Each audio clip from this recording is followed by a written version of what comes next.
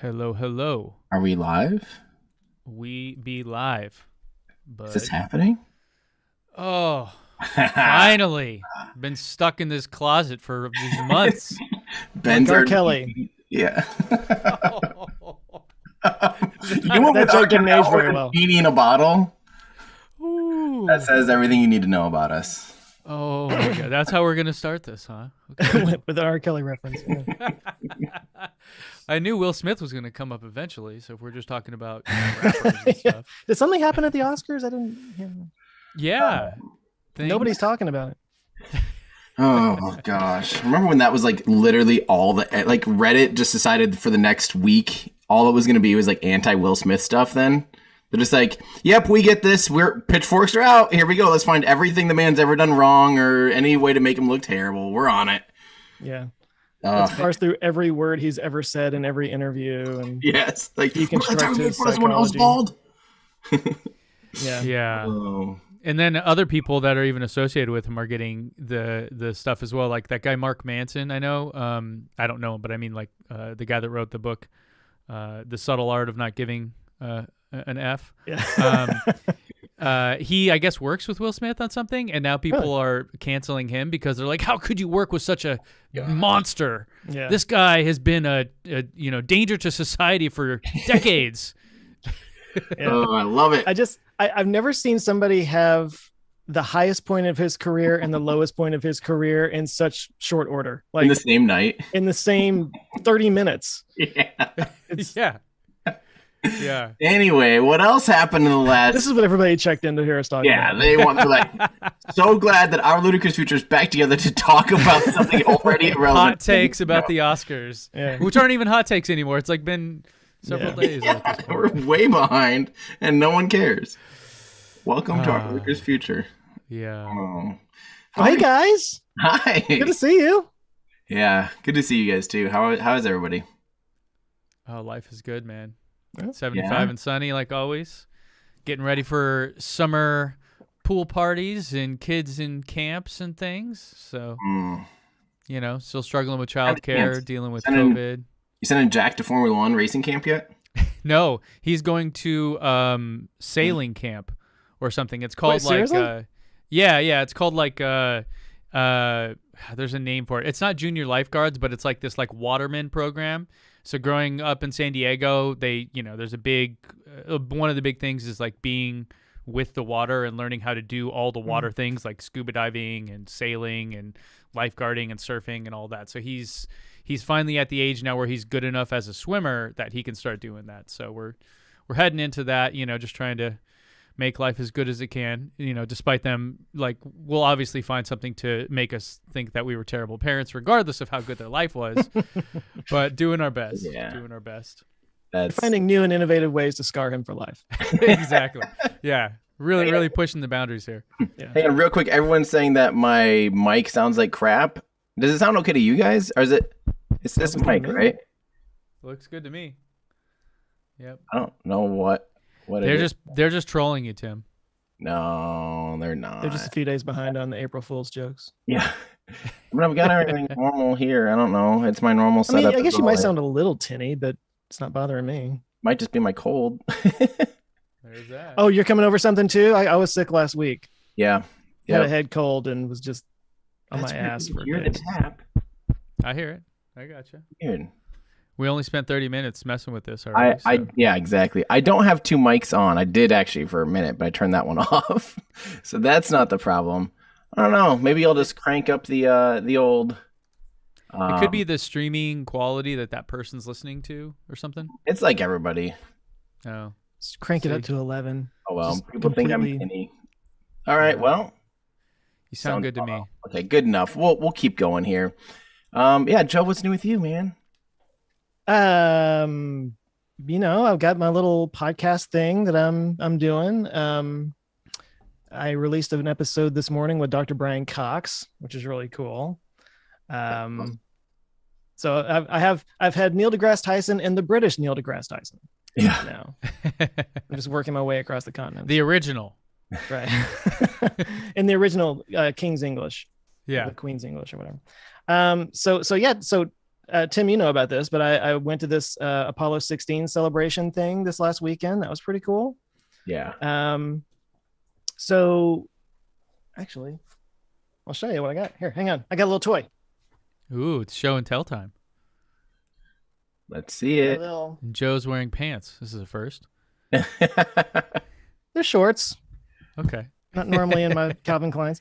No, I got this Apollo command module thing. Gonna find space for it back there, but it's signed. Space. See what I did? It's signed. You can't really see it there, but Fred Hayes from Apollo 13.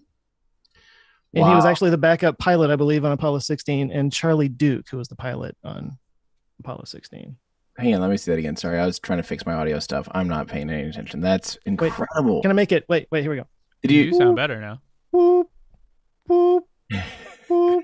Is that did you buy the model and then get it signed? I bought it signed. It was for the what is it? The Astronauts Scholarship Foundation. So they actually have scholarships for kids in college who want to go into the aeronautics fields and stuff. It was created by the original Mercury 7 astronauts, and they're still doing it today. But so I paid money for this, but it's going into a scholarship fund for future astronauts. Well, that's great. Yeah. Tim or Joe, you don't have to feel bad about paying for things. I paid money. You didn't give this to me for free. It sound Fred like Hayes wasn't like promote my I'm new sorry. book for this thing. I participated in capitalism. how dare you? But no, it was cool because they're like all these old school astronauts there. That Charlie Duke guy. It's funny, on the way down to the little lobby, the lobby of the hotel. I wound up in the elevator with him, right? Oh. So he comes walking in. I'm like, oh, hey, man, he's got his wife with him. They're both in their 80s, just super old, and we're both standing there, and there's, and the elevator keeps stopping on the way down, and people are getting on, and there's like, some lady, she gets on, she's just like on her phone or whatever, and I'm like, you're sharing an elevator with a guy who walked on the moon, and you have no idea, It just looks like some old guy. Yeah. Yeah, he's one of the only. I've only met a small few Apollo astronauts, and Fred Hayes is one that I met, and he is so. Yeah. There's only 4 left. That's crazy. I think when I met him, I think there were 6 or 7, and yeah. Yeah, John Young actually just passed away recently. He was the commander on 16, so there was a lot of tributes to him and stuff. Young passed away in like 2018. Oh, okay. Well, fairly recently, I guess. Yeah. Oh, yeah. Because wasn't an Apollo 16 like event? Mm-hmm. Yeah. So they would have obviously. Yeah. It's COVID time, so that seems recent, but it was actually right? 4 years ago. Exactly. Oh, but anyway, that's the most recent interesting thing that I've done. Anyway, that's super cool. Yeah. Tim, what's going on with you, man? Well, I did it, guys. I bought a new car. Ooh. Or I don't know if car's the right word. Let's say vehicle. Batmobile. Oh, Tim. I bought a news van. Yes. For real. I am sick of. We have too much money to say worth of gear.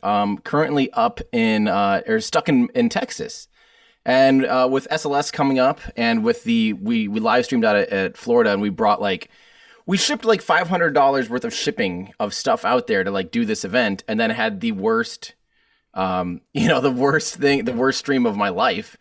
And I'm like, this is terrible. Like, I'm losing money trying to just, share what we're seeing. And like, I'm like, I want to always make sure I have everything with us at all times. So guys, I bought a news van. Nice.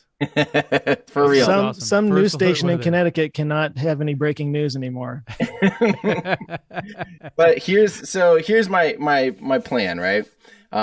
So we have all the gear that lives right now at Mars in Texas, and it's all going to start living in this van. When we're at Mars, we're going to just hook up a fiber bundle and like run the show from the truck, from the van, and just plug it into the house. So then and that way, like, we're going to stick this thing full of batteries. We've got tons of those big EcoFlow batteries, the huge nice one. And so we can run it off that. We can run it off solar.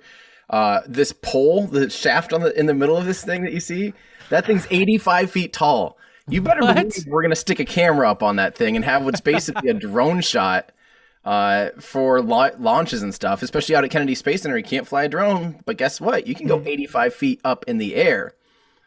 So, yeah, it's going to be... Just bring it down before you go under a bridge with that thing. Yeah. We're gonna. I imagine the camera is going to be pretty high end too, so you wouldn't want to. Exactly. Yeah, and it's got to be gimbaled because it's going to be, that mast might be rocking. Oh, right. So any movement in the van, even if someone turns around in their chair, it's going to make that thing shake. Yeah. So it's got to be on a gimbal. So we're gonna do all that. But yeah, this I wish people are asking if I could do an EV conversion on it. Unfortunately, a vehicle like this, we're going to be taking this to Florida. We're going to be taking it to Vandenberg Air Force Base here this summer for Firefly, hopefully. We're going to obviously be at Mars in Texas. So there's just really no solution right now at all that could get us there. It's already going to be a time crunch from time to time. Like right now, Firefly's next launch attempt, they're talking about maybe trying to fly like in May or June or something. And SLS is also talking about flying in May or June. So my worst case scenario is I might have to get this thing from Vandenberg, California to Kennedy Space Center in Florida. Otherwise we can't stream then. So can you ship it? Ship the van? Yeah. Because you can ship cars, and I think last time a buddy had it done, it was like $500 from like Boston to Utah. So I mean, and then you could just fly, so you don't have to deal with like an 18-hour drive or whatever in a not super comfortable vehicle. Maybe we hire a driver or two and just have them a pair of drivers or something drive it across the country. Professional drivers. Because that might be a solution. I probably won't try to drive it for 4 days straight, but someone might want to. That's what I mean. It's like, that'd be brutal just trying to do that. Just the sitting there doing that, listening to podcasts, our old podcast episodes or something. Speaking of, we had some predictions a year ago. Oh boy. Yes, Joe. So while you were working on... Yeah, I didn't get to hear any of this. So I'm going to get a live reaction here. Yeah. Okay. So about a year ago, it was beginning of May last year was our last show, and we made 1 year, 5 year, and 10-year predictions.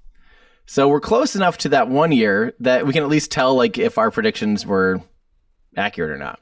Mm-hmm. I think so. So this will be pretty fun. So Joe, we'll start with you. You said in 1 year there will be uncertainty in the economy. I think with inflation right now, I think that's pretty... The gas prices being so variable, and the war. Yes, there's that. I didn't predict that, but that doesn't help. Yep, exactly. But that's not... You know what? That's lame. That's easy. Uncertainty is like there's going to be uncertainty in the market. Oh, geez, thanks, fortune cookie. Yeah. It is a little bit fortune teller-esque, like a cold reading. Just throw something out there that's no matter what true. You're going to have a birthday in the next year. Oh, wow. You will think about your finances sometime in the next year. Right. An unexpected event will take you for All right. The next one you said Starship will have flown payloads. Oops. This is so good. You should have done this and not let, because I heard all mine already. I almost did a spit take. You did almost do a spit take. Oh my god. Yeah, I missed that one. Yeah, I mean, I think we all did. Your next one was Cybertruck action. Specifically, you said Cybertruck action. So I don't know if you're wrong. I was completely wrong because there's been no action on Cybertruck whatsoever. Hey, we saw a big ugly windshield on it and some mirrors. That's action. Okay, the next one was space tourism. You said it in the next year we'll see some space tourism, and that has happened. nailed it. That definitely happened. Yep, that happened quickly. I mean, that was like 2 months later. 3 months later, that was going. So now it depends on if people consider like Blue Origin to be space tourism, technically in space, but Inspiration 4 is definitely a civilian thing. Yeah, it's definitely the year of space tourism, in my opinion. For sure. So those were your predictions. So you got 1.5. 1.5. I'll say 1.5. Yeah. Out of what, 4 or 5? 4. Yep. So all right. These are my predictions. No, we'll go with Ben next. Ben's were short. Ben also said there would be an economic reckoning because of all of the crazy stuff from COVID but in the next year we're really going to be feeling that. Kind of missed on that one. Well, I mean, I thought it would be more severe. I thought it would be yeah. really bad. I mean, inflation is nuts, and now interest rates are rising, and that's going to cause. But I think my miss was like, I didn't anticipate the government continuing to prop up the economy for as long as it has, and like is not slowing down. It's just like, oh, hey, more free money. Like I think in California, everyone's getting a check for $400 now because of gas prices are too high. And so I'm like, but I don't use gas. It's like, doesn't matter. Everyone gets a check for $400. Oh, and there's another moratorium on eviction, so you can't be evicted for not paying rent. So imagine you're a landlord and it's been 2 years since you've been able to collect rent and you still can't like do anything about it. Nuts. So yeah, I was wrong on that one. Hey, it happens. Your other prediction though was that there would be a crypto push / a crypto rise. Yeah, I don't know. I think from a year ago, we've kind of done this a little bit. I think I don't know if there's definitely not a rise. I think about a year ago, I feel like we almost peaked, wasn't it? Yeah, I mean, I remember I sold some Bitcoin at like $45,000, and some friends of mine were like, "What are you doing? It's crazy!" And then like the next week it was at 60, and they were like, "See, you're an idiot." And then it was like the next week at 20. I was like, "Well, yeah, split the difference from right there." So mixed, I would say on that. So 0.5 point maybe. I don't know. Yeah, it had its ups and downs, but it didn't it didn't become. I think you were in your head a year ago. You were thinking there's going to be a big economic collapse, like basically, an actual proper whatever recession, it's called, like recession, Yeah. and that because of that would help increase the those two always go hand in hand, right? I mean, you look at like what happened in Venezuela, and then if you look at all the new crypto accounts and deposits coming from Venezuela during that same time, they all skyrocketed, right? I mean, if you're a rich person, you're presumably not a dum-dum, and you're like, well, crap, this currency I currently have gobs of is going to be worth nothing, so what can I do? And often if you're a Russian oligarch, what are your choices right now? You can't really buy, say, euros with your rubles or something. Or it's just not they're going to be like, yeah, sorry, no, dog, you can't just skirt this whole thing. So crypto is the answer for most people because there's no way to stop people from doing it, Right. Now, if you consider NFTs to be crypto, those did go, they're having a moment anyway this last year. Are they still?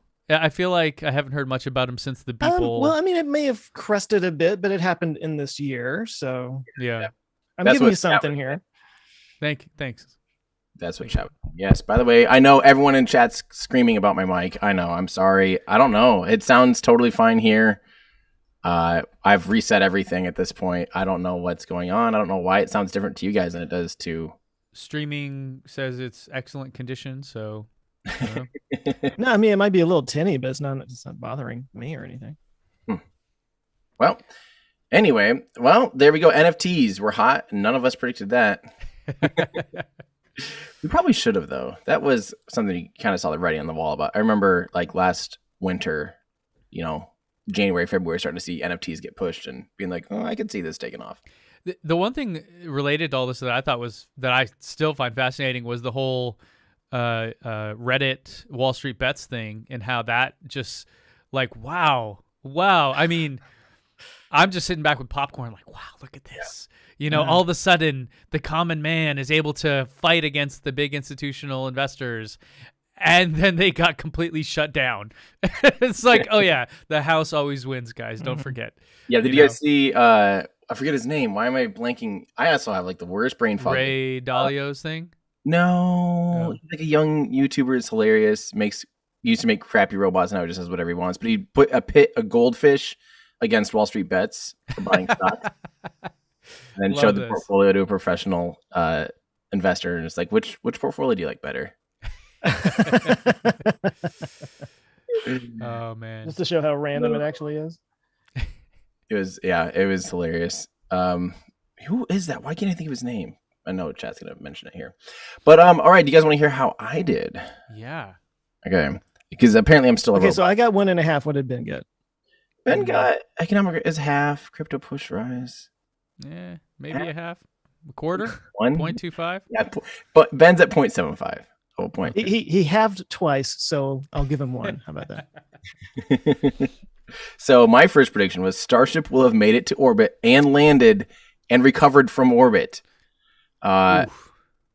And I said by next summer, so it's summer 2022, that they'll have gotten really good at it.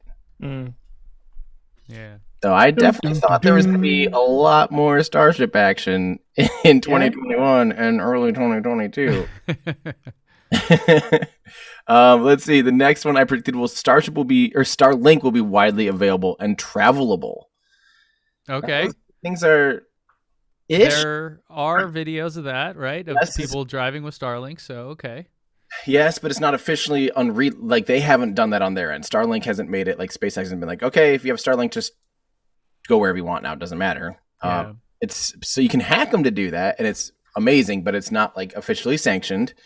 The other thing is it's not widely available yet either. It's getting there, but people still have huge back orders, and I think they only have about 250,000 users at this point. Yeah, I'm really curious to see the rollout of that. I'd love to see someone on their team do some kind of data to show, because the big promise was all the like rural type environments where you can't really get higher speed internet, like Tim at your house, or now, hallelujah, by some divine intervention, I have fiber at my house. I have no idea what happened there, but I'm like, yeah, now I have like no use for our Starlink at all, so. See, that's where I was always coming from. So I always thought Starlink was kind of a niche application for people in places that don't have ready access to internet. And I'm not saying that doesn't make it, valuable, but just for me personally, it was like, I kept getting all this, are you going to get Starlink? I'm like, why would I? No. Yeah. Other than just to test it out and try it, Right. Can I share an anecdotal tip on Starlink? People were asking about this earlier in chat too, and I thought this was interesting. So, I was mentioning that stream from hell when I was trying to do SLS rollout and nothing went right. It's because our big like fallback was like, hey, we've got 2 SIM cards, right? So we have like a Verizon and an AT&T card. We're like, those bond. And then we're like, okay, because we didn't know where the press was going to be putting us for NASA's SLS rollout. We didn't know where exactly we're going to be. So we're like, well, we can't rely on, renting like a line of internet from at the press site, because we might be way down the road. We actually thought we were going to be like at the bend, which is like 2 miles away. Sorry, 3 kilometers away, basically. Like halfway down the track of it going between the vehicle assembly building and pad 39B. And so we're like, we don't know what, so we have to bring a battery. We have to be self-sustaining. We have to be able to like, do whatever it takes to run the show completely untethered. That's what we just assumed, right? Come to find out, they took us only a quarter mile or 400 meters away from the press site, just like through a field, and that's where we were. So we easily could have, like, if we knew that, we could have just had one, our show stay back up like at the press site plugged in. But our backup was like, hey, we'll have Starlink though. At least Starlink, in case the towers are garbage and we're not getting the links that we need. We'll have Starlink. Starlink will save our butts this time. Come to find out, this was like my backup Starlink, and it hadn't been opened in 8 months. It was just sitting in a box. It was like our second one that we were planning to use for like Starship stuff. We are going to put it out in the field, and since Starship hasn't flown since like May, or hasn't done anything since then, I just had it sitting in a box. And so I go to open it up on this rollout day as soon as we get out there and plug it in and stuff, and it's levels and does the stuff, and then nothing, just absolutely nothing. And so I'm like kind of messaging Starlink people going like, oh, you guys know what's up? And they're like, yeah, we're not even seeing this device. And they're like, oh, in the account, it shows that it's on such an old firmware that it can't even update itself. So I found It's been in the box for all the time. It's been in the box so long. So it was my fault for not ever having checked it in the last 8 months a little bit. But I also found a use case for them, or like a new edge case of like, what if we have a box sitting in a warehouse for 8 months and its firmware so out of date it can't even update itself? Yeah, or just being disconnected for whatever reason. Like, let's say the power goes out, or imagine you have a cabin and you only go there certain times a year, and so you're gone for 6 months at a time, and you come back. There could be like less edgy cases, like more common cases where that could happen. Definitely. So it was that really upset me, because I was like, this is our guarantee that we're at least, because the thing that I didn't plan on, having cellular networks are amazing when you can bond them like that. You normally get enough data between the two, but and I was assuming like this rollout, it's not a launch, it'll be easy. There's no one out here at the Cape. There's not hundreds of thousands of people around the Cape trying to use their phones. What I didn't realize is that there'd be like 5,000 family members, team members and family members of SLS and Orion out there watching the rollout, and all of them have their phones trying to stream it. Like, it was not only a press event, it was also a big like public, or private-ish public event or whatever. So there was like way worse network congestion than I had ever imagined. So Starlink hasn't quite saved my butt yet, but I think in the future with new proper Starlink, it will in those situations. So yeah.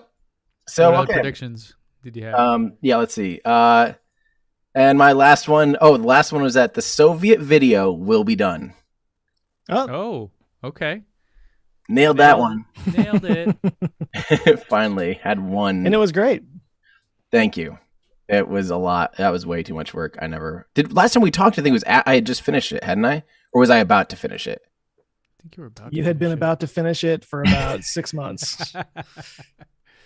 Yeah, I think last time we talked, I'm like, guys, it's still not done, but let's catch up, because that was like the thing. I was like, let's do it like when I'm done. I'm finally gonna like finish this. You're like, sure, Tim. Yeah. So that was my prediction. So I get 1 point. I'll give you that. Soviet video will be done. That's the only thing I got. We all did about the same then. Yeah, we're not very good at this. Well, unprecedented times. It's hard to know what's coming up next, I guess. Yeah. I don't know. Should we do when you did your Soviet rocket video, did you think that we would be in the Cold War again? Like, right. Oh my gosh. No, I didn't see that coming at all. And now it's so funny because people will like comment on that video today and they'll be like, well, this is awkward and stuff. Or like, oops, better take this video down. I'm like, this is history. Like, this has nothing to do with current events. And in fact, like, this is Ukrainian history. There's, Korolev was from Ukraine. He's, Ukrainian born. Like, not talking about this history is really doing a disservice. It's just so funny when people like want to cancel the past because of current events, but oh well. Yeah, so being canceled, it happens. It'll get all of us eventually. Yeah, it's day of reckoning. Should we try to predict 1 year from now then, or like in the next? Seeing how we got to do better. I like the predictions. We just got to do better at it. I will employ the Price is Right strategy. $1 and just I'll just bid $1 on all these lowest possible common denominator. Like, there will be a Falcon 9 launch. They're going to launch some Starlinks. Predict. Well, I'm writing it to what? I mean, this is because there's so many things to think or talk about. I could give you some predictions on EVs because I've been obviously plugged into that. Plugged in. Didn't even see it's just natural now.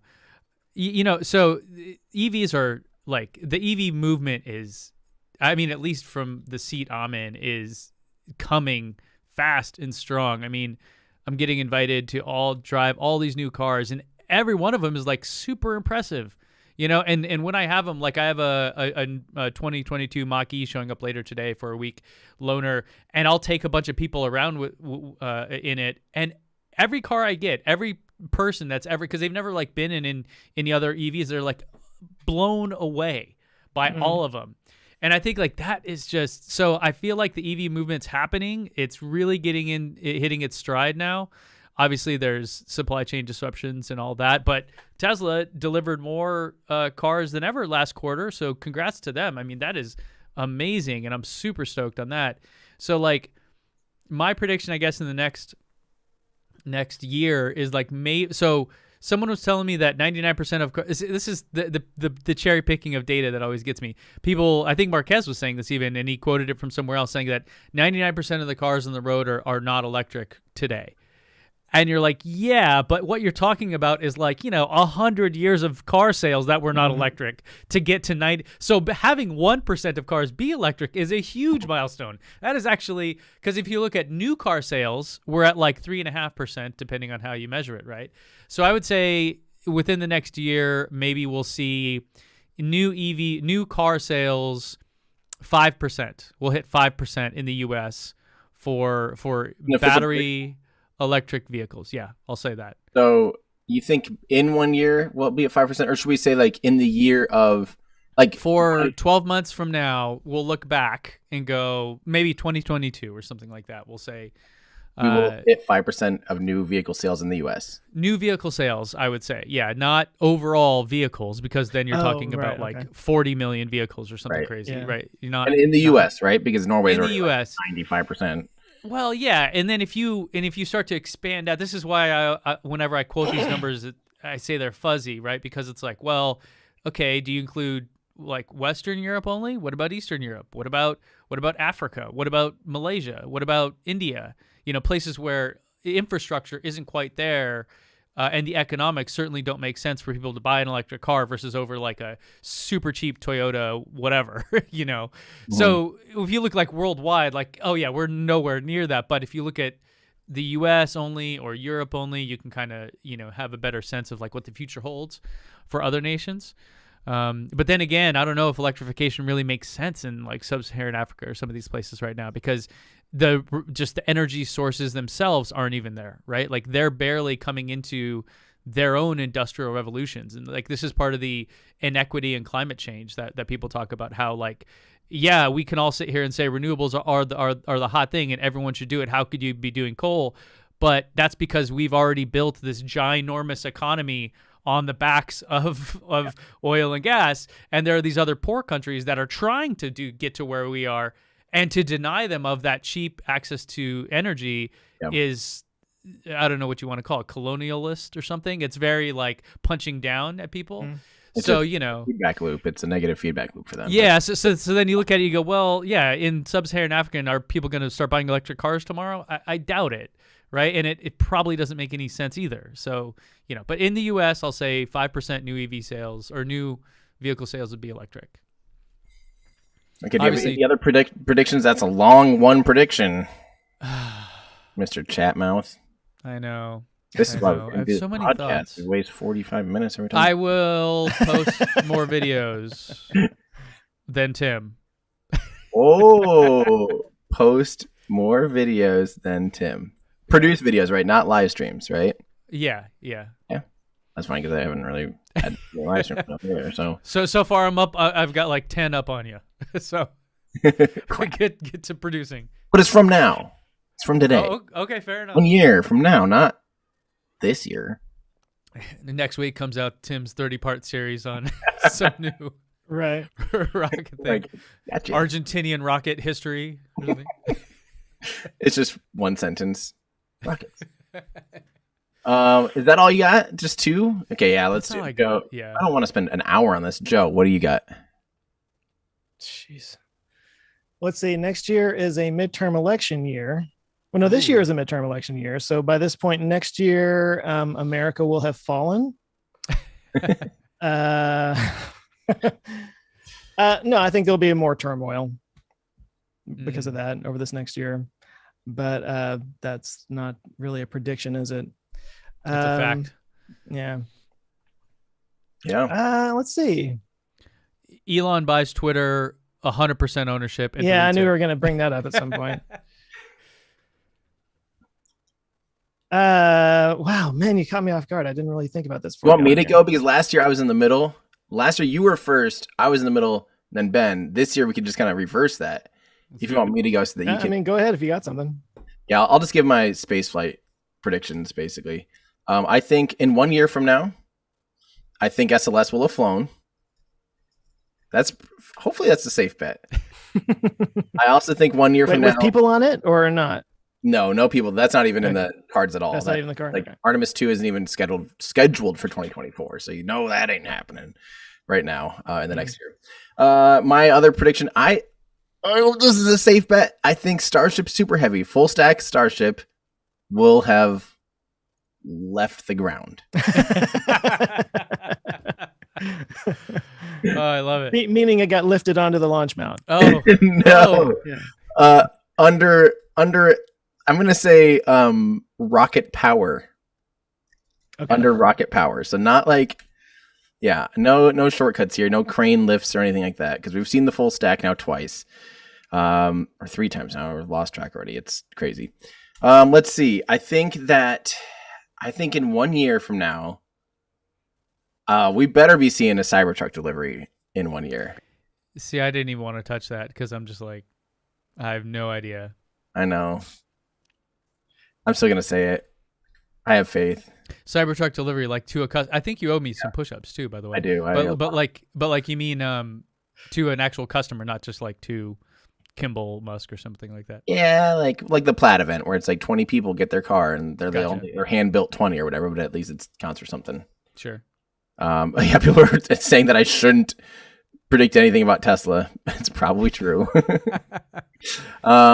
Let's see. That's how I feel about everything right now, though. Yeah. That's why when you ask me, I was like, I don't know. Like everything. The world will be spinning still. Maybe. I'll do one more. I'm just trying to think of like what else is. Let's see. Okay, my last prediction is that. Oh man. Oh, here we go. I think Rocket Lab will successfully catch a rocket this year, like in the next year. That'd be cool. They're trying to do that with their next launch. They're going to be trying to catch it. This with the parachute thing and the helicopter and all that? Whole deal. Yep, the helicopter and everything this time. Yeah, that's mine. That's my final one. Because even if they don't do it on this one, I have, faith that they'll figure it out in the next one. How light is that rocket that a helicopter could just carry it? It's less than a metric ton, empty. Dang. It's only about 2,000 pounds or something. So yeah, wow. It always blows me away how small it is. Because you just see it up on the stand and there's no scale. Like if it was sitting next to a Falcon 9, it wouldn't even be halfway up, would it? Like, oh no, yeah, boosters. The booster itself is like the size of one of the landing legs of Falcon 9. Right. I mean, it's teeny, tiny little boy. Put the Hummer EV next to it, and they'd be about the same height. but can it crab walk? Yeah. Well, with those the Mecanum wheels or whatever, it sure can. There you go. Factory, when I got to push one around, and it was on those those wheels that can go. Oh yeah. Oh, nice. So cool. So, yeah. Okay, there it is. All right. There we go. All right, Joe. Midterm elections will cause turmoil is what we have so far. That's the lamest prediction ever. Of course it is. But give us like no, seriously though, I'm really struggling with this because like I made a joke about it a second ago, but like everything that comes to my head, I look a year out and I'm like, I have no idea. I'm just I don't know. Things do feel extra unpredictable these days. Uncertain.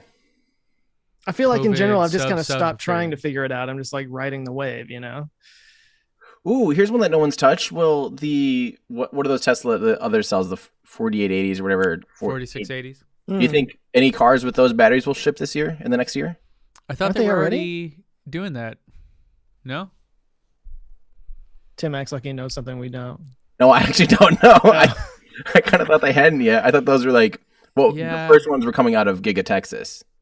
Oh, what I right. thought. So I don't think any cars from Giga I Texas. don't think there's been any official announcements, but probably people with like little camera robots that they're driving through the factory to get like spy shots of everything, and Tesla's like totally cool with that.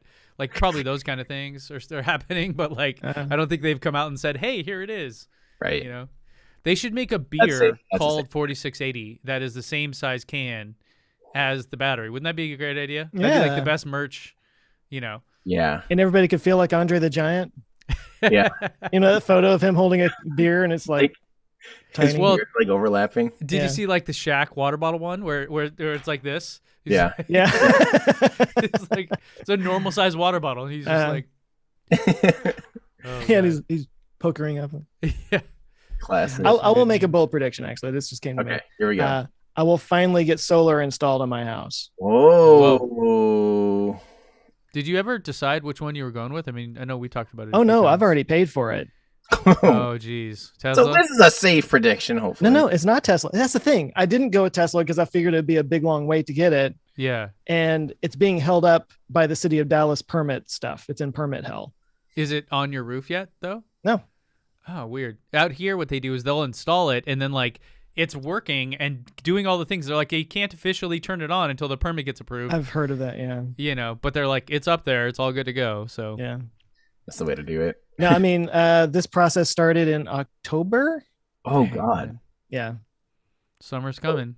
Now's the time to buy Someone's solar. frustrated. Well, and over the last few months, it was last February when we had that big storm that knocked out everybody's power and stuff, and we've had a few blow through, and I'm sitting here like, my power goes out, mother. Did you get a home battery too? Yeah, and I think that might be part of what's tripping them up. They're like, huh? Trip the power. Anyway, Yeah. Why don't you just install like a oil refinery in your backyard, like a normal Texan? like a normal What's wrong Texan. with it? Yeah, I know. Which battery system are you going to be using? It's the Generac power. What's it called? Power Power cell. cell or something like Yeah. that. Have you looked? I'm going to be using those EcoFlows, like I mentioned, for the van, but those can also Mhm. power a house too, and they're pretty inexpensive. Not really like really the full house though. You need like 6. You would need 4 of them basically to do Right. one Powerwall's worth of Mhm. work, but yeah. they could power your house for a couple hours. Honestly, just buy a Ford Lightning at this I point. know. I know. like, Oh, dude, I mean, I love the Rivian. It is incredible. It is the Tesla truck. If Tesla made a truck, this is what it would be. Like everything about it. It's like it's even a bit better in some ways than what I imagine Tesla would do. But I'm looking at the Lightning going, it's like 20 grand cheaper and it can power my house. Yeah. I mean, it is hard to argue against the economics of that vehicle. You can say seriously? you don't like it and you can say that blah blah blah about Ford, but the economics of it are kind of hard to beat. Even if you like reserve 50% for driving and only use 50% as your battery storage, that's still 60 kilowatt hours. That's like Yeah. if Powerwall's worth it. Yes. Way more than you need. Way Yeah. more. I mean, that's enough to power a normal house for 2 or 3 days. Like that's I'm trying to work a deal with them where we can actually set one up at my house to do a video on. But of course, you have to like do a bunch of stuff to your house. You have to like have a sub panel and transfer switch and inverters and blah blah blah blah blah, all the things. But Sunrun apparently has that all dialed in. They're partnering with Sunrun, and they're just like, Sunrun will handle it. And I'm like, okay, give me a contact at Sunrun. Well, let's make this happen.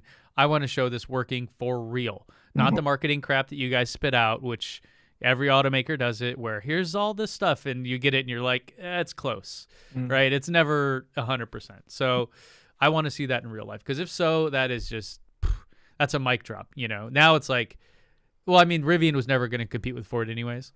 You know what I mean? It's a lifestyle vehicle. It's not meant to do any of that things.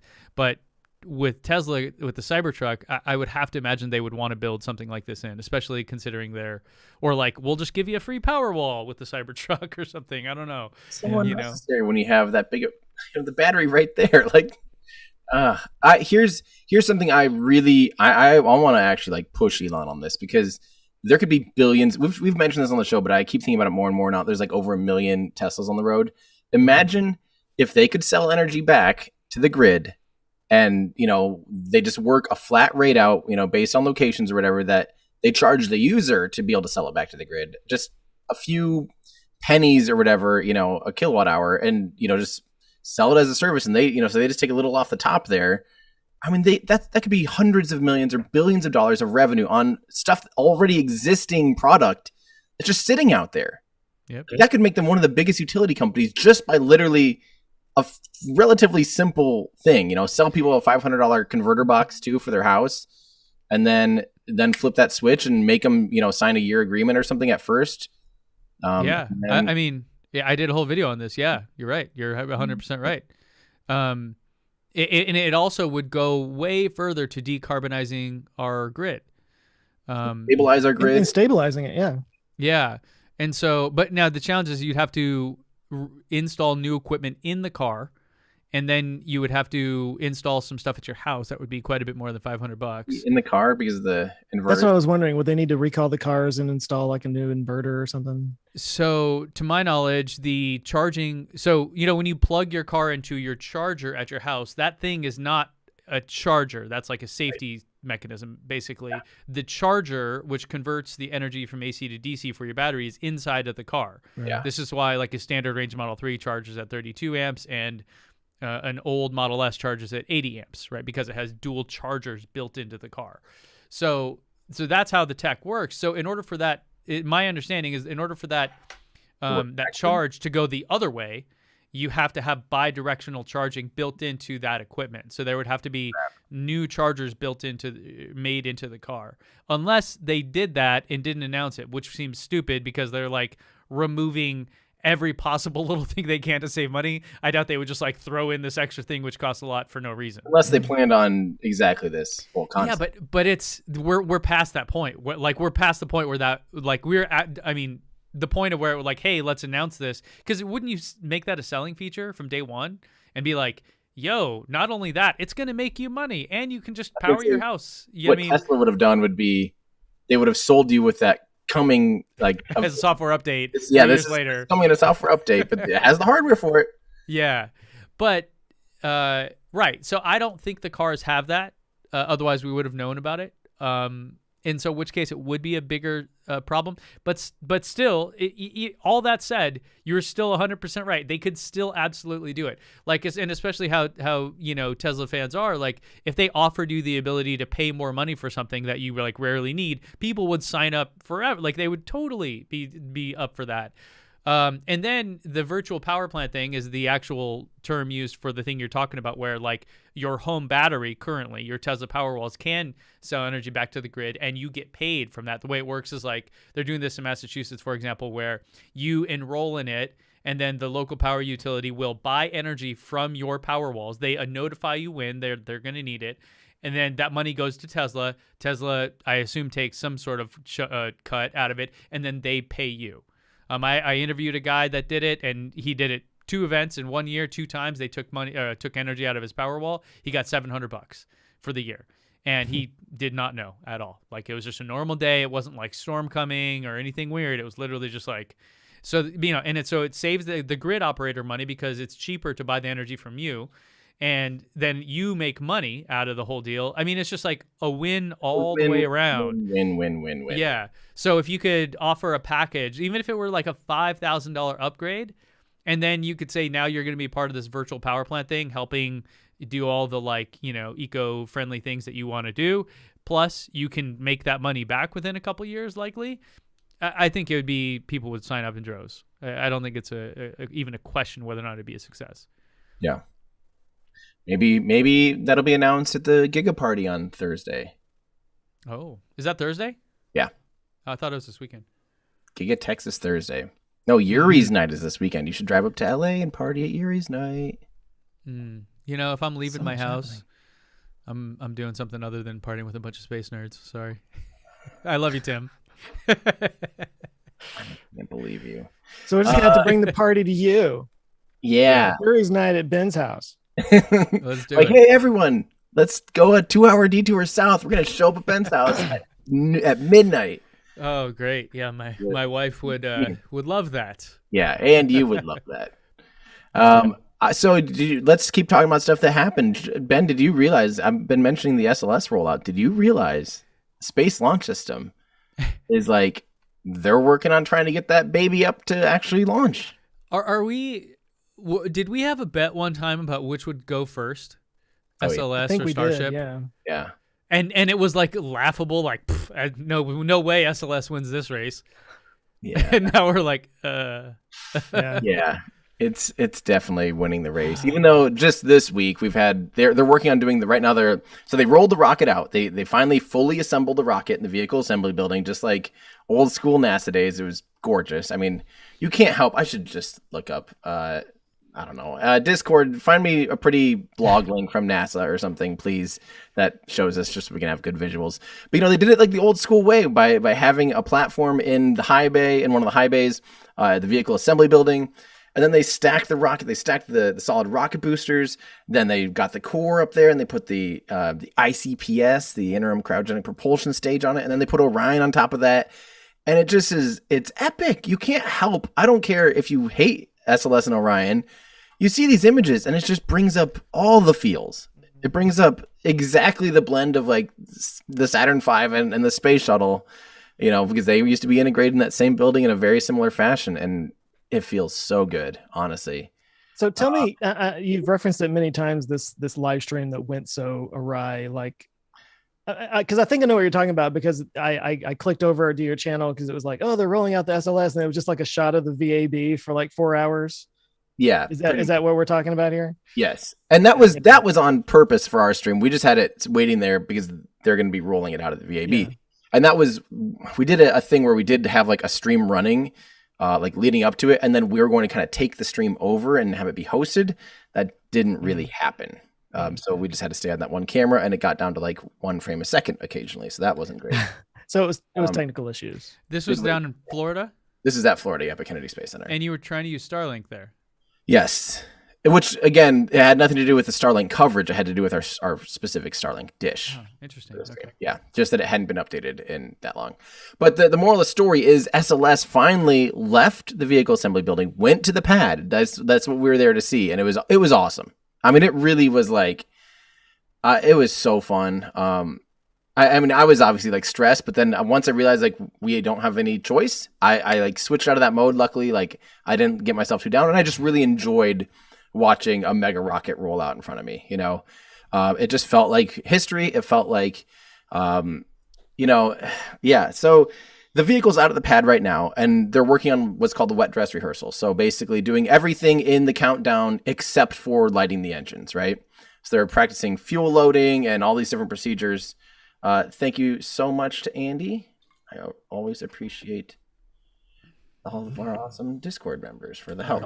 Favorite Discordian family? From the Verge. So these are probably going to be Lauren Grush's photos. I hope she doesn't mind that I am sharing these, but this gives you a good sense. I just didn't have anything but a couple tweets. Yeah, so it finally rolled out, and it was really cool. Yeah, these are Lauren's images. Is this the largest rocket ever?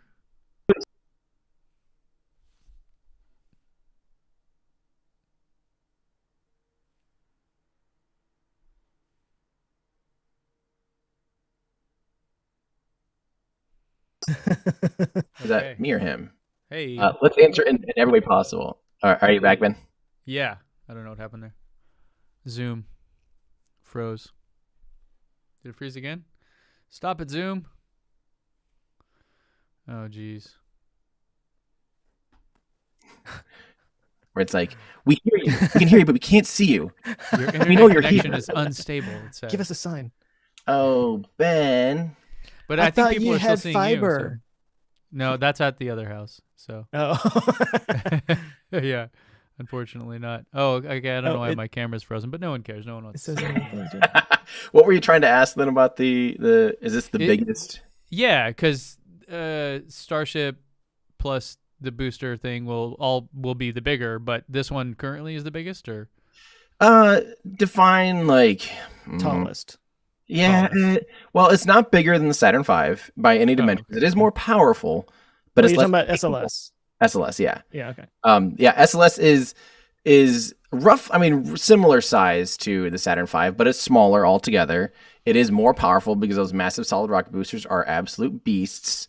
And it's but it's less capable. It can't take as much to the moon as a Saturn V can. Could. It's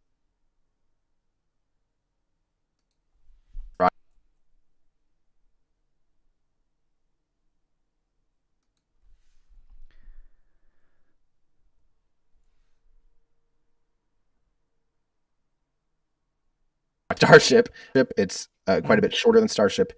So it's a big rocket.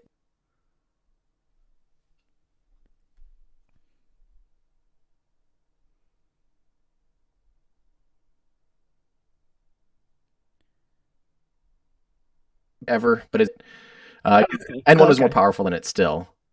But N1 obviously never made it to orbit.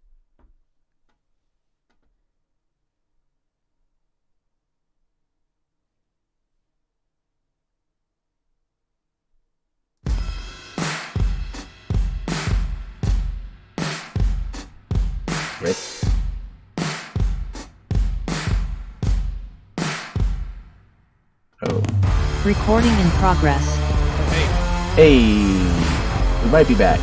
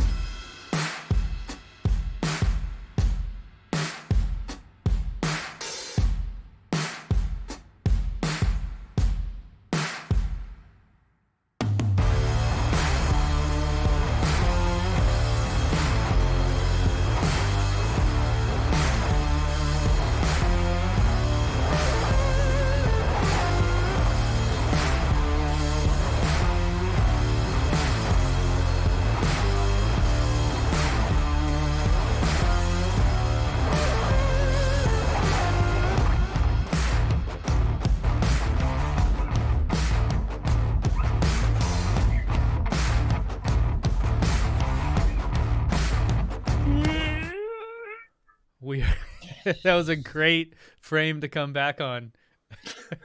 Wow, we're good at this. So Zoom crashed. Yes, it does. So did thanks Joe. for waiting. Yep. So we got our bitter bean juice. We're back. I'm curious out there on the intranets. Is my microphone better? I did change like 2 more things. I don't know I don't know how this happens to me. It's like, yeah, you don't get to talk normal. Okay, so let's I'll finish up what we were talking about with SLS. It is out of the pad. They're having a little bit of problems. They're working on the wet dress rehearsal right now, so they're trying to do everything minus turning on the engines on it. And assuming all goes well, they're looking at like about a 6-week turnaround once it comes back in. So that it'll likely, assuming this wet dress rehearsal gets going better and goes as planned, the rocket will roll back to the pad in the next week or so. There was actually a big NASA conference that I missed just now that I will probably catch up on, kind of catching us up to date. But hopefully that happens, and hopefully this thing launches in like June or something. So they rolled it back into the VAB? Yeah, they'll roll it back into the VAB. They don't want it sitting out there for longer than necessary. It almost got hit by lightning the other day. Like lightning towers did strike a really big. They said it was the biggest bolt of lightning to hit an active pad like in I don't remember how many years, but it was huge. Wow. And luckily they had upgraded the towers for this, the lightning protection towers. And had they not done that, it likely would have struck the rocket and been very bad.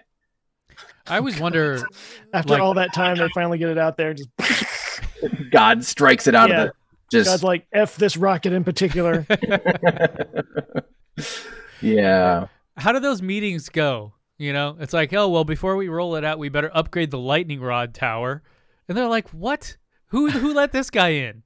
And then here we are, right? Yeah. And now he's walking around like, yep, I need a raise. Exactly. That one. What even is that? Yeah. In the lightning capital of the world. But that brings us real quick. I just wanted to bring up Starship. So last time, last time we spoke, they had stacked B4 and S20. That was Booster 4 and Starship 20. And that stacked a few times. They stacked it up again for the presentation. And they used like the chopstick arms and everything. It was really cool. And so they're actually getting closer to, being able to do something out there. Yesterday, though, it was just a couple weeks ago, Elon announced, though, that will not be the rockets that will fly. They will not be flying Booster 4 and S20. It's antiquated hardware at this point. Though the B4 and S20 could only use Raptor 1, and they have enough. They're coming up on enough Raptor 2s to actually do a Raptor 2 flight. And Raptor 2 is an upgraded, simplified, better version of Raptor 1. A lot more thrust, a lot more, way simpler. Like, it's hilarious how simple it is and stripped down. Like, it just looks like a totally clean engine compared to this like rat's nest of an engine before. But they still haven't flown one yet. They still haven't flown one, but they're well into like testing it. I mean, they've put a lot of tests out there, and they've static fired. Yeah, like not on a rocket, not integrated onto a rocket, but just doing a lot of ground tests. What were you gonna say? My concern is always okay. They've had one successful landing. Great. Yeah.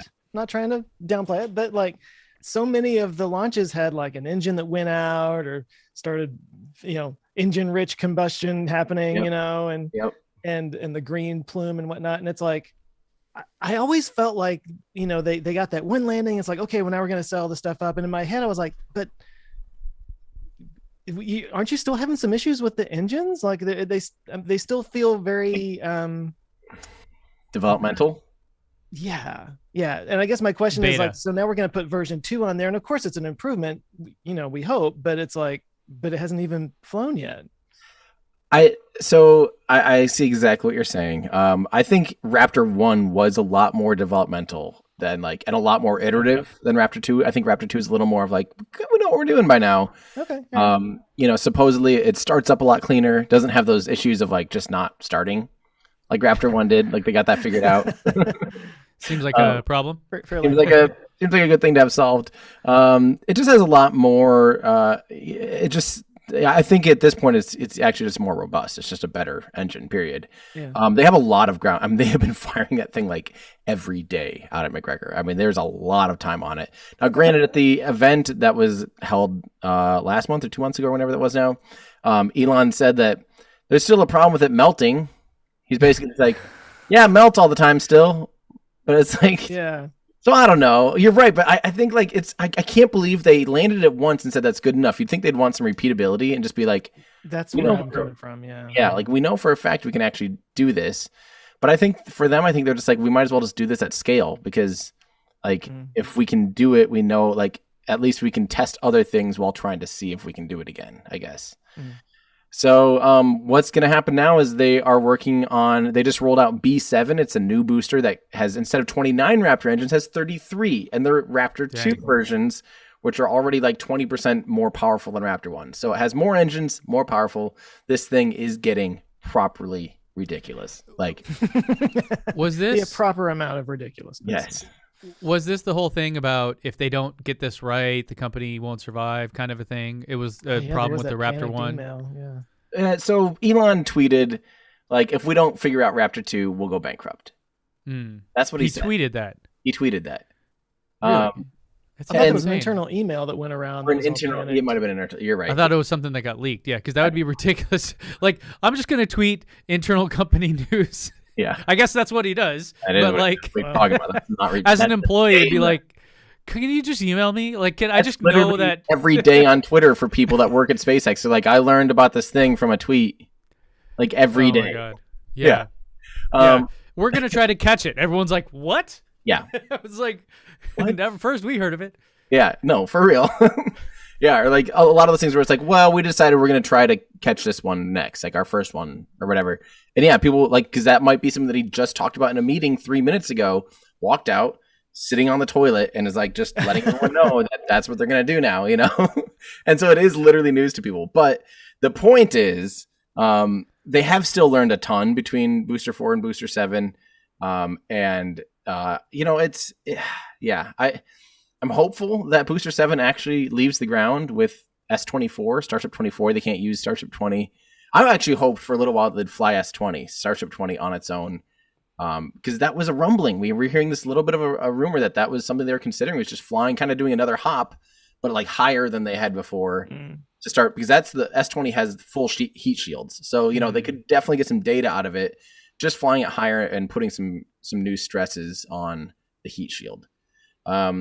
So that would be, granted, that's all it would really test, because those engines are, you know, they don't really care about those engines anymore. They're all version 1 Raptor. So like, they don't really care. So they're not going to get any data out of that. The only thing they would get data out of is like, how do these heat shields hold up? And they're like, I don't know.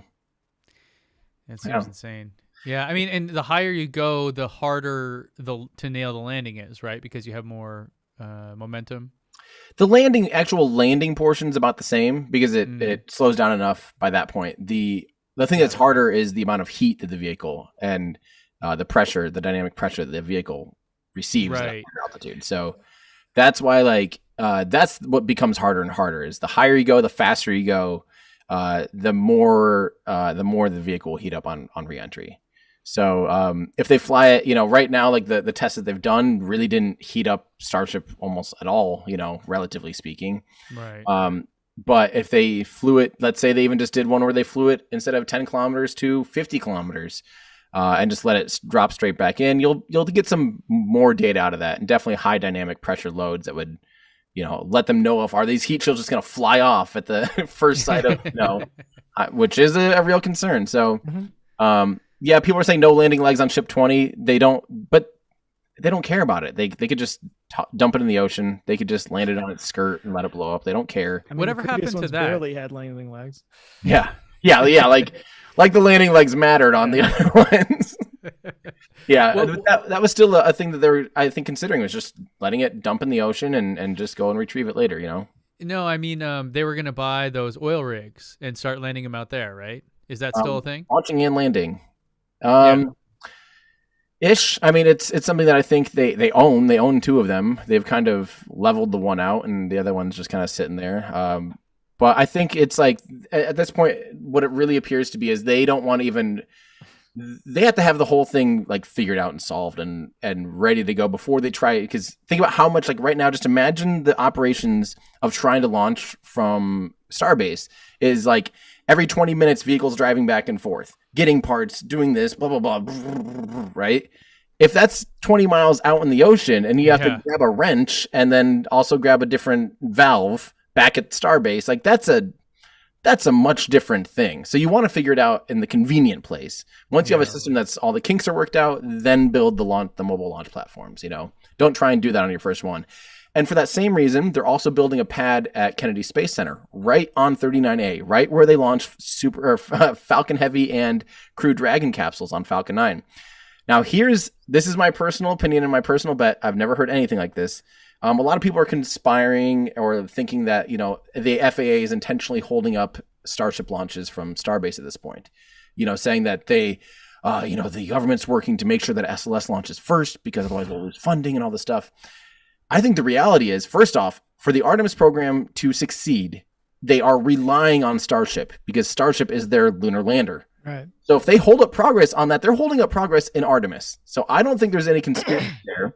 The other thing is, both NASA and the Department of Defense likely doesn't want Starship launching for the very first time, trying to land for the very first time on the only current launch pad that can fly humans to the ISS, the only launch pad right now that can fly heavy payloads for the Department of Defense. I don't think they're going to be like, yeah, why don't you try launching the world's biggest, most powerful rocket ever, and then also just let it fall down right next to our only piece of infrastructure. Yeah. Yeah.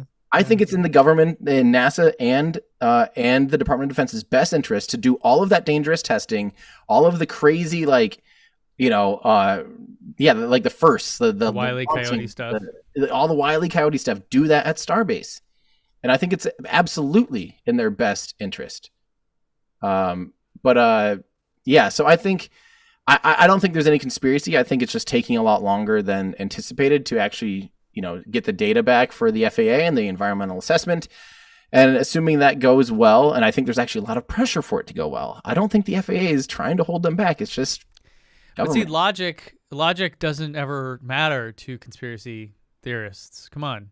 Well, it's not necessarily a conspiracy theory. I mean, it's more just like I see the writings on the wall. I see why people think that. Yeah. It feels political. You know, Elon's been upset at the FAA before for them being slow to authorize launch licenses and stuff. So, it feels like that. And I get it. But I really just, I don't actually think it's like an intentional thing. I really think it's like, there's just a lot of paperwork. There was like thousands of hours of public feedback about Starbase, you know, so they had to like go through every comment.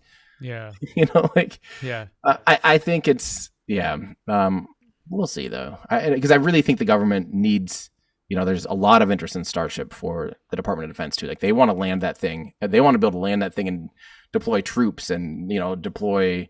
Seriously? Weapons. Yeah. That seems insane.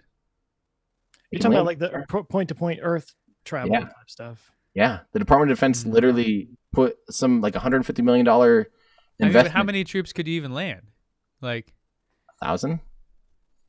Yeah, that's something. Yeah. They're cannon fodder. You just put them in the thing and shoot it. No, I don't know. I just have it just seems insane to me that would be like, hey, there's a giant rocket coming at us. maybe not 1,000, but maybe 500 because it has 1,000 cubic meters of pressurized volume ish. Versus like, I mean, how?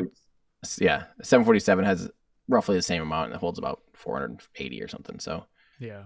So I assume the whole hold up with Boca Chica was with the FAA was just simply because, like, you know, Kennedy Space Center, Cape Canaveral, whatever you want to call it, like it's got 60 years of infrastructure built up, and it's just like that's sort of zoned for space travel and stuff, and it's they know it's safe and it's good to go and everything. Whereas Boca Chica is like this brand new place, and don't they have to kind of fly this weird trajectory to go over the Gulf of Mexico and kind of shoot the needle between Florida and Cuba and stuff like that? Like it's just this brand new area where they've never launched from. So of course it's going to be, you know, a lot of, and to be clear, what they're clearing right now and what's been in the works for months and months and months is actually just their environmental assessment, the initial environmental assessment.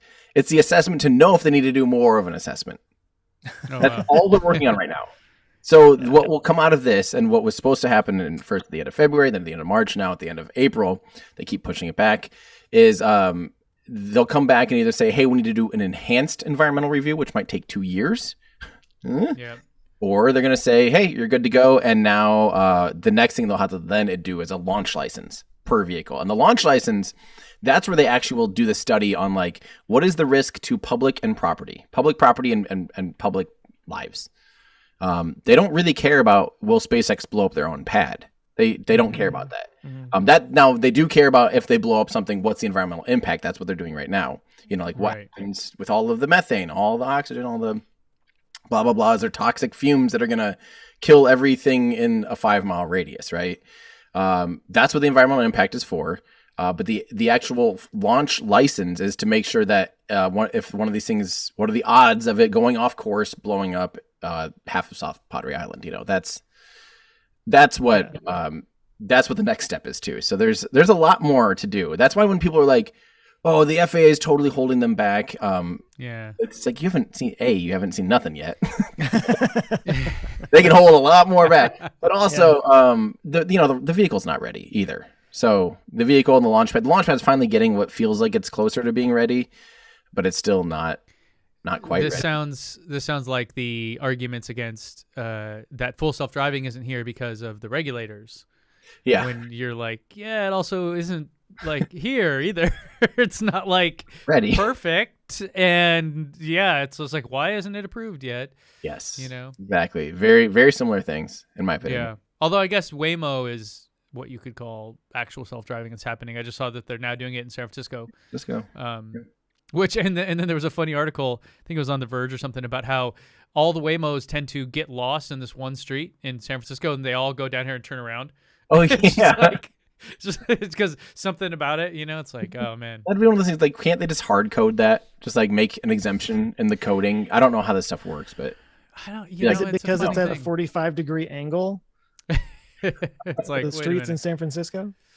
Yeah. That stuff is fascinating. Yeah. Oh yeah, that's funny.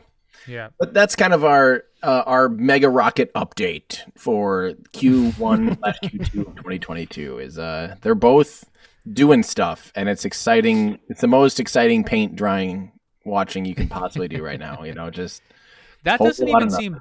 It doesn't even seem bad though. Like, I know they built a new football stadium here. They're building one here in San Diego, and that took 3 years of an environmental impact report. And there was previously a football stadium there. Like, it was the same.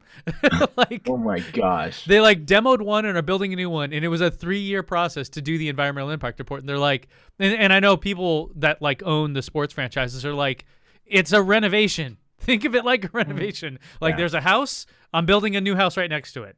Okay. Right. You know. Oh gosh. Yeah. So it's 2 years. Taken 6 months just to get the permit approved for my solar. Yeah. Right. I mean, so 2 years. Is Joe bitter about this? Yeah. Exactly. Speaking of bitter, Elon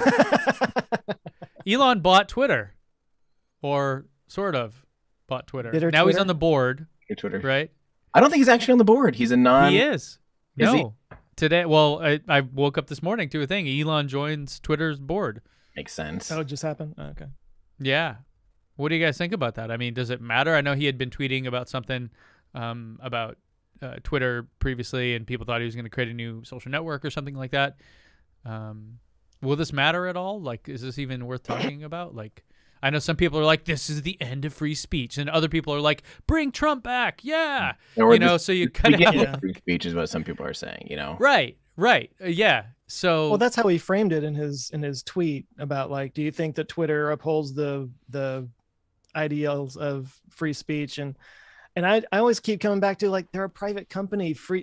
The freedom of speech is about the government censoring you, not any private company censoring you, which, I mean, you can disagree with their decisions all you want, but, you know, which I guess maybe it was the point of the tweet. But whenever I hear the whole freedom of speech thing, it's like, it's always applied to something that's not what it was originally about, like the First Amendment and all that.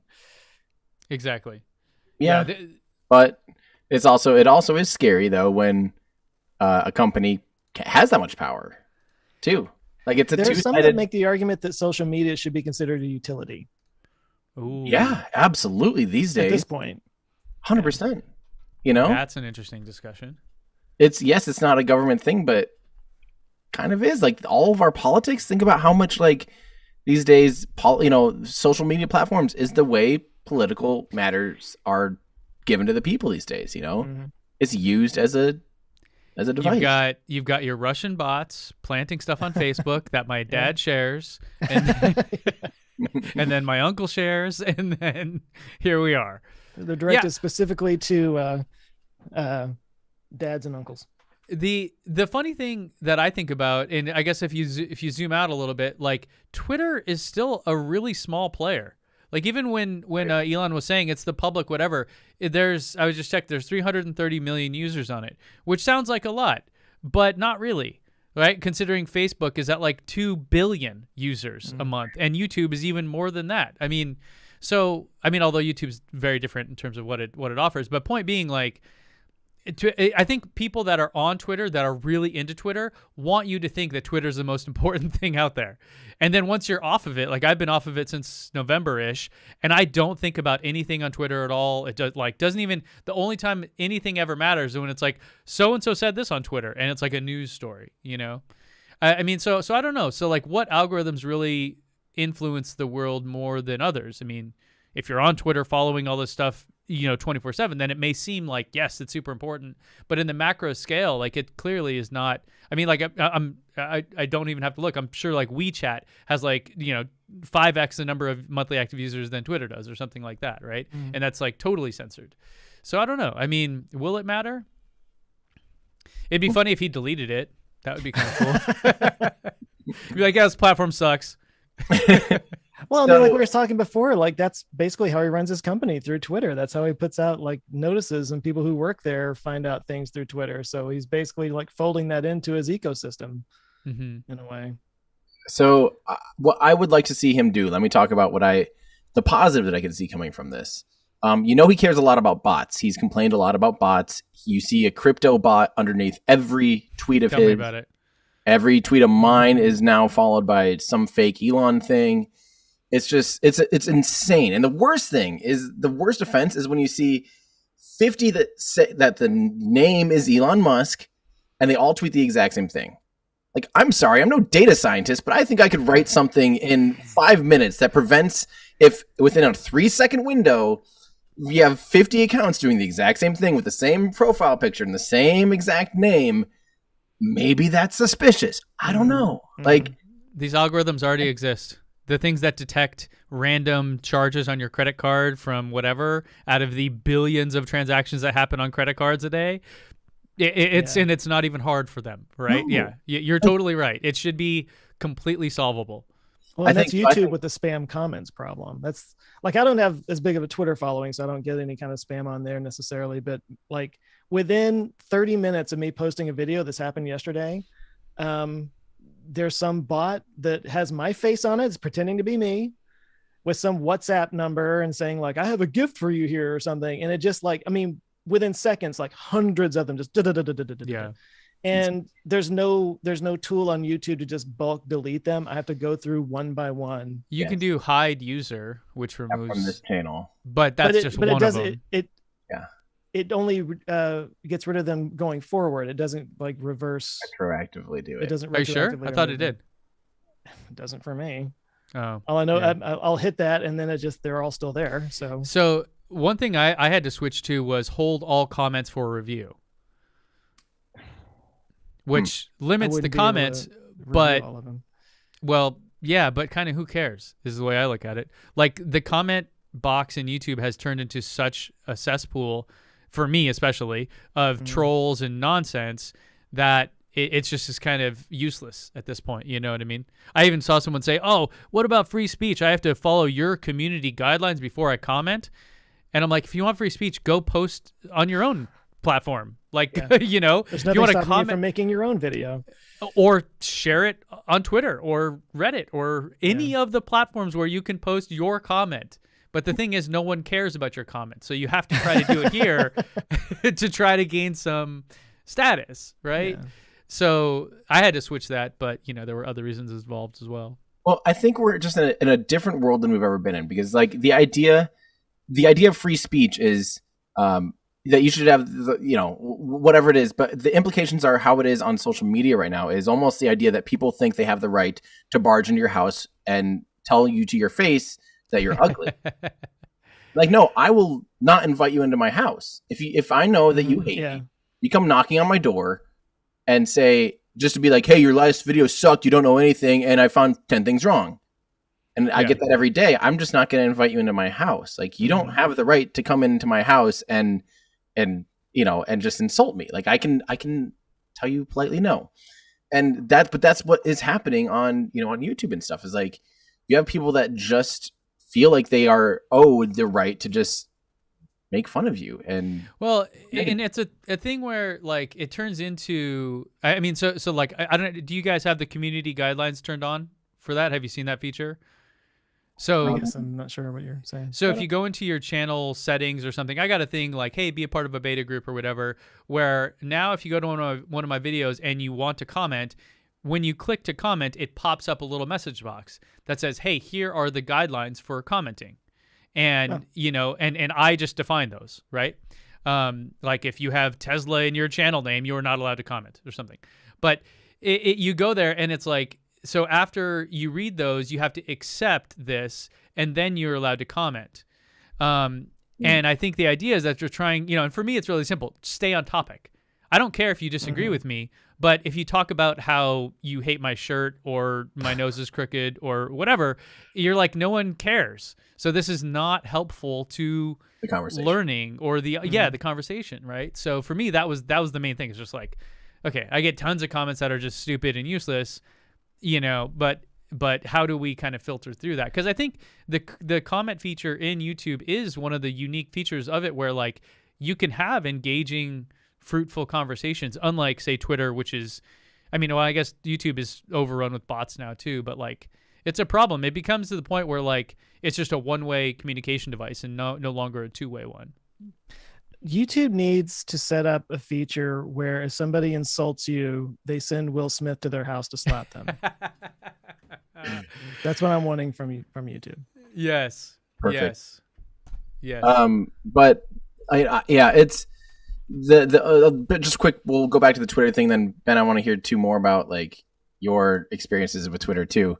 But the other thing that I would really like to, and I got a lot of pushback on this, and I think maybe people didn't quite understand what I was saying. I said one of the requirements for free speech, and one of the things I think we need to correct on the internet in general, is that people need to be who if they're saying that they're somebody, they need to be somebody. And people are like, well, you're calling yourself Everyday Astronaut. It's like, not like impersonate, like, but that there's a huge problem, and people don't understand, like, studies have shown how many millions of people are just bots. They're not real people. They are not where they are. They might be, from foreign countries claiming to be a U.S. citizen. And the implication of this is they can cause turmoil. They can make fake stories and like literally be like, someone got shot by a police officer. We need to go find officer blah, blah, blah, blah. And they're not even, this person doesn't live anywhere in your community. They live in Russia or something, And like, that's an actual problem. And they're doing that to divide and make people more extreme on every single topic. That's what I mean when I was saying like we need people to be able to say that they are who they say they are. Verified somehow. Like, yes, some kind of, or at least I want to be able to filter my feed. Like I only want people to comment to me if I know who I'm talking to. So a verified account. I don't want anyone commenting if they're. You can restrict replies now on Twitter, right? To only people that you follow and stuff like that. That's just not fair. That's not good. Oh, really? Yeah. But something along those lines. An additional verification system that's like, hey, we at least like saw a driver's license of this person, but then I see a lot of stuff too where then you risk the idea that like this is a big concern now, especially with like Ukraine and war-torn countries and totalitarianism is like all of a sudden now you have all these people sharing their identity. So I get that too. So maybe that's not great. Yeah. All of a sudden Twitter has not just all your thoughts and feelings, but also all your identity and demographic information. Yeah. And potentially the government does too. So I get that. But there's gotta be some middle ground there where it's like, some way to show privacy. Like I think those things are extremely important, especially again, like for, when you're trying to, avoid a totalitarian regime. But also like, have the ability to avoid trolls and people that are actually just nefarious players trying to tear people apart, they're not honest actors. They're not engaging in an honest discussion. They're just like trying to get attention or scam in some way. Have you guys seen, speaking of that, have you guys seen these like wacky Tesla channels that just make stuff up, like the Tesla phone and this thing? Yes. Okay, no, that's yeah. Like I get this all the time. Like, yes, Cybertruck, blah blah blah, and I'm like, what? No, like that's not real. And it's like 4 million views. I'm like, what the hell? Yeah, you know, that's what's pissing me off. It's so weird. There's like purposefully misleading and inaccurate thumbnails and titles that say like Elon Musk creates warp drive. Yes. And yes. I've seen those. There's a couple of channels that keep popping up in my feed, and it's like going to the whole free speech thing on social media. There's the ability to post whatever you want, and then there's the algorithm promoting stuff. And that's what gets me. It's like, if we can just get rid of this algorithm that is promoting misinformation, false information, and that sort of I hope this doesn't crash. It's infuriating me. Doesn't crash whatchamacallit again, but go for it. No, right. I mean, I think we're not recording on Zoom anymore, so it should be fine. Okay. Hopefully. Yeah, no, that's exactly what I'm. Nope, and it started to crash it. Okay, so Tim sharing seems to crash Zoom. So we are going to ask him to not do that. Let me be right back as we get into... And like these, all of these, look Zoom. at the number of Elon Musk Live, a verified account. What was that? You gotta stop it. It crashed Zoom again.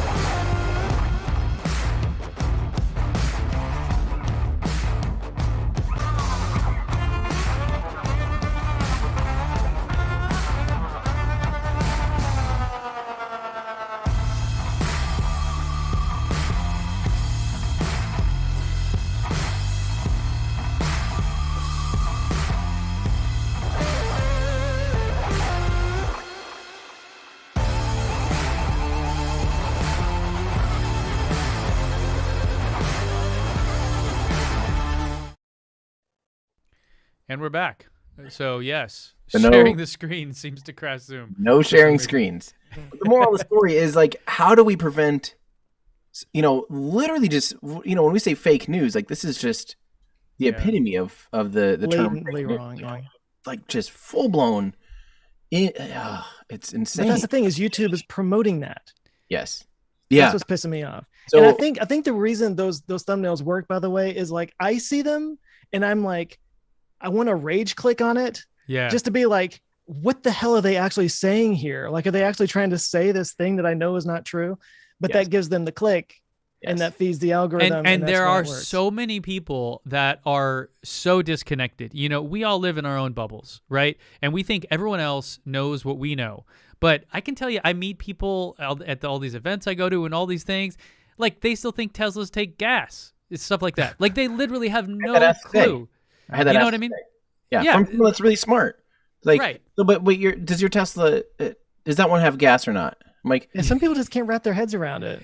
But point being, like, so that's the danger, is that when you see these things that are reported as factual and promoted by these platforms, there are so many people that like they assume that if they're seeing it promoted to them, it must be real, right? They didn't grow up. I mean, none of us did, but like the younger generation that grew up with the internet knows, like, yeah, this is all fake nonsense. But there are millions of people out there that do not understand that. It's like the National Enquirer, like, but people don't know it's on this. It looks, I guess maybe that was the thing too. It was on the newsstand next to all the other stuff. You kind of had to know that it's fake. You know what I mean? Like they're just literally making up stuff. And then like, but now it's the same thing over again. It's like, we're literally just putting this out there along with everything else. And it looks the exact same as everything else. Yeah. I think that's why. Sorry, Joe, what was that? So it's the Weekly World News. Yeah. I just think that's why when we find something that's real, we stick to it and you glom onto it. Like, for all of his faults, this is why I think people like Joe Rogan. You know, he's not a smart guy.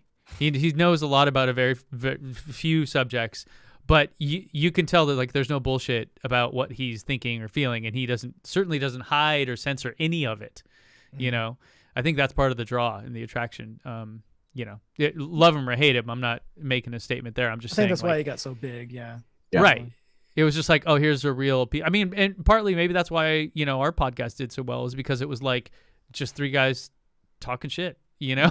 Like, yeah, we have our little bit of expertise and knowledge and whatever, you know?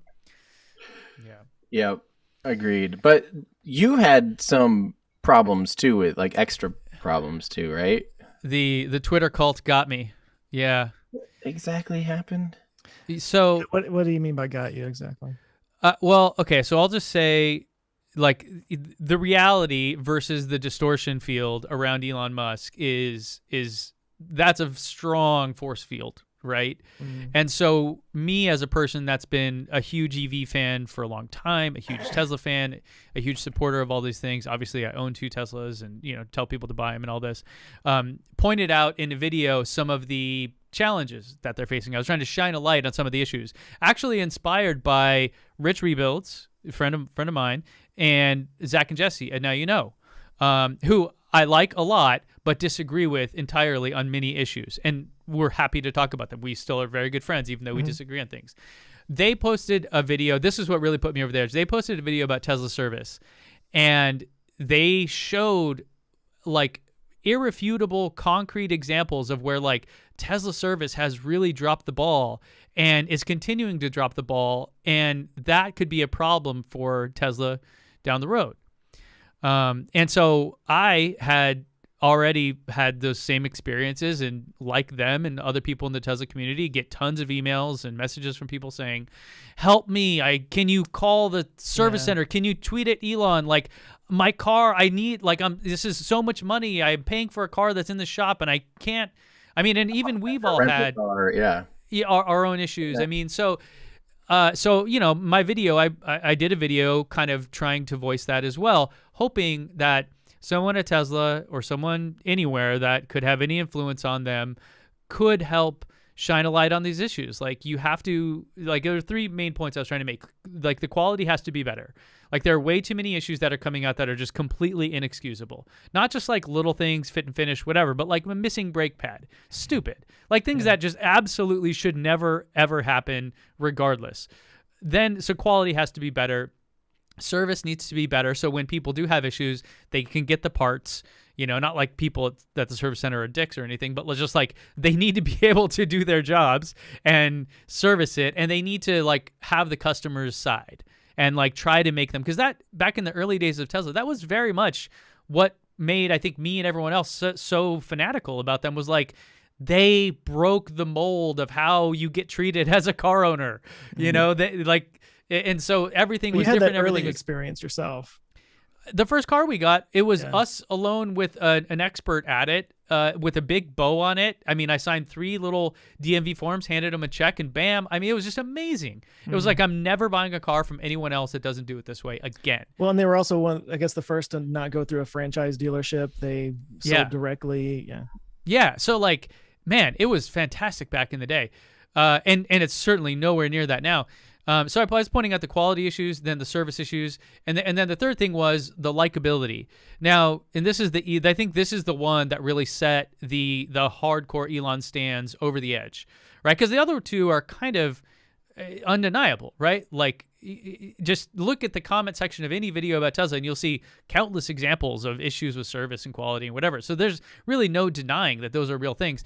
But I was pointing out that Elon's behavior on Twitter is, like, makes people not want to buy their cars, and you know, all the other stuff around him and his companies. Literally the next day, he tweeted out this Nazi meme about Justin Trudeau and the thing, and then deleted it. And it was a huge, like, what the hell moment. Then, 2 days later, the state of California is suing Tesla for creating a racist work environment, a segregated work environment, because of all this, like, racist stuff that's come out or whatever. And so, like, these things, and then SpaceX had a sexual harassment one too. Like, the idea is that his behavior on Twitter isn't like our behavior on Twitter, right? We can go to the bar and have a dumbass joke about like the Texas Institute of Technology and Science or something, right? Who cares? But when you're the richest man in the world and like you say these things publicly and it could like literally happen, my God, like the impacts like to the people in the community can be profound when you have that level of influence. And I don't think he realizes it. And he can do whatever the hell he wants. Who am I, right, to tell him that? But my point was, it doesn't help Tesla. Like when I meet people, and I meet more and more people now that I'm testing all these other EVs and I go to Electrify America chargers and I sit there and talk to people, all of them are like, it's not that I can't afford a Tesla. I don't want one because I hate Elon. And it's not an exaggeration. I've heard they're that like, before. Yeah. Yeah, like they're like, he's a misogynist, he's a greedy billionaire. Like they come up with all these excuses of reasons why they don't like him, and they won't buy his cars. Just reasons why they don't like him. They don't have to be excuses. Yeah. Yeah. And those are people's perceptions, whether or not they are justified. It doesn't matter. That's part of the problem. Like, people can say things and do things, and it doesn't matter how you do them. It matters how people perceive them.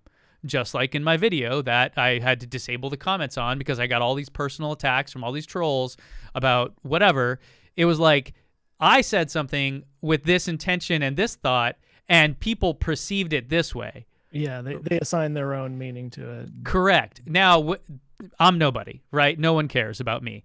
But when you're this guy, that has a much bigger effect. So those were the 3 points I was trying to make. And I mean, yeah, like it became like, I mean, it's funny that this was such a controversial thing. I guess, like, I think I lost like 0.6% subscribers in a month or something. And the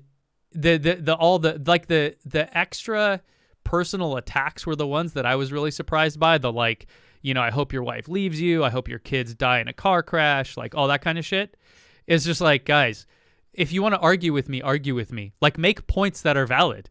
Like, but trying to make a point about Tesla quality or service or Elon not being controversial, I think are hard points to argue against. I don't know that there's much to say.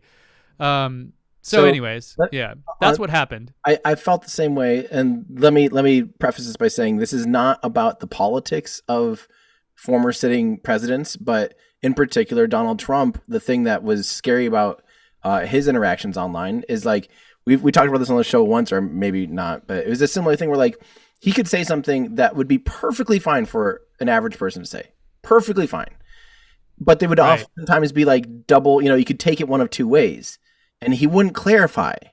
And he's the leader of the United States. That was where, like, if someone on Pepsi had tweeted that, the social media manager for Pepsi, they would have been fired that day. Right. Because, dude, wait, why'd you say this? People are taking this as this way. Did you mean it this way? Did you mean it this way? Shaking them by the shoulders. What are you saying? We got to clarify this. And he wouldn't clarify. Like, that's what was scary to me about Donald Trump. And totally as apolitical as possible. I'm talking about the person with the most power in the world, how they're acting. I don't care about anything else about that. But that's what, like, that's, I think, how people feel about Elon too. It's like he has to understand his power and the influence he has. And yes, what I like about him is that he's kind of a normal guy, but I would like some separation between Elon on Twitter and Elon, at home a little bit.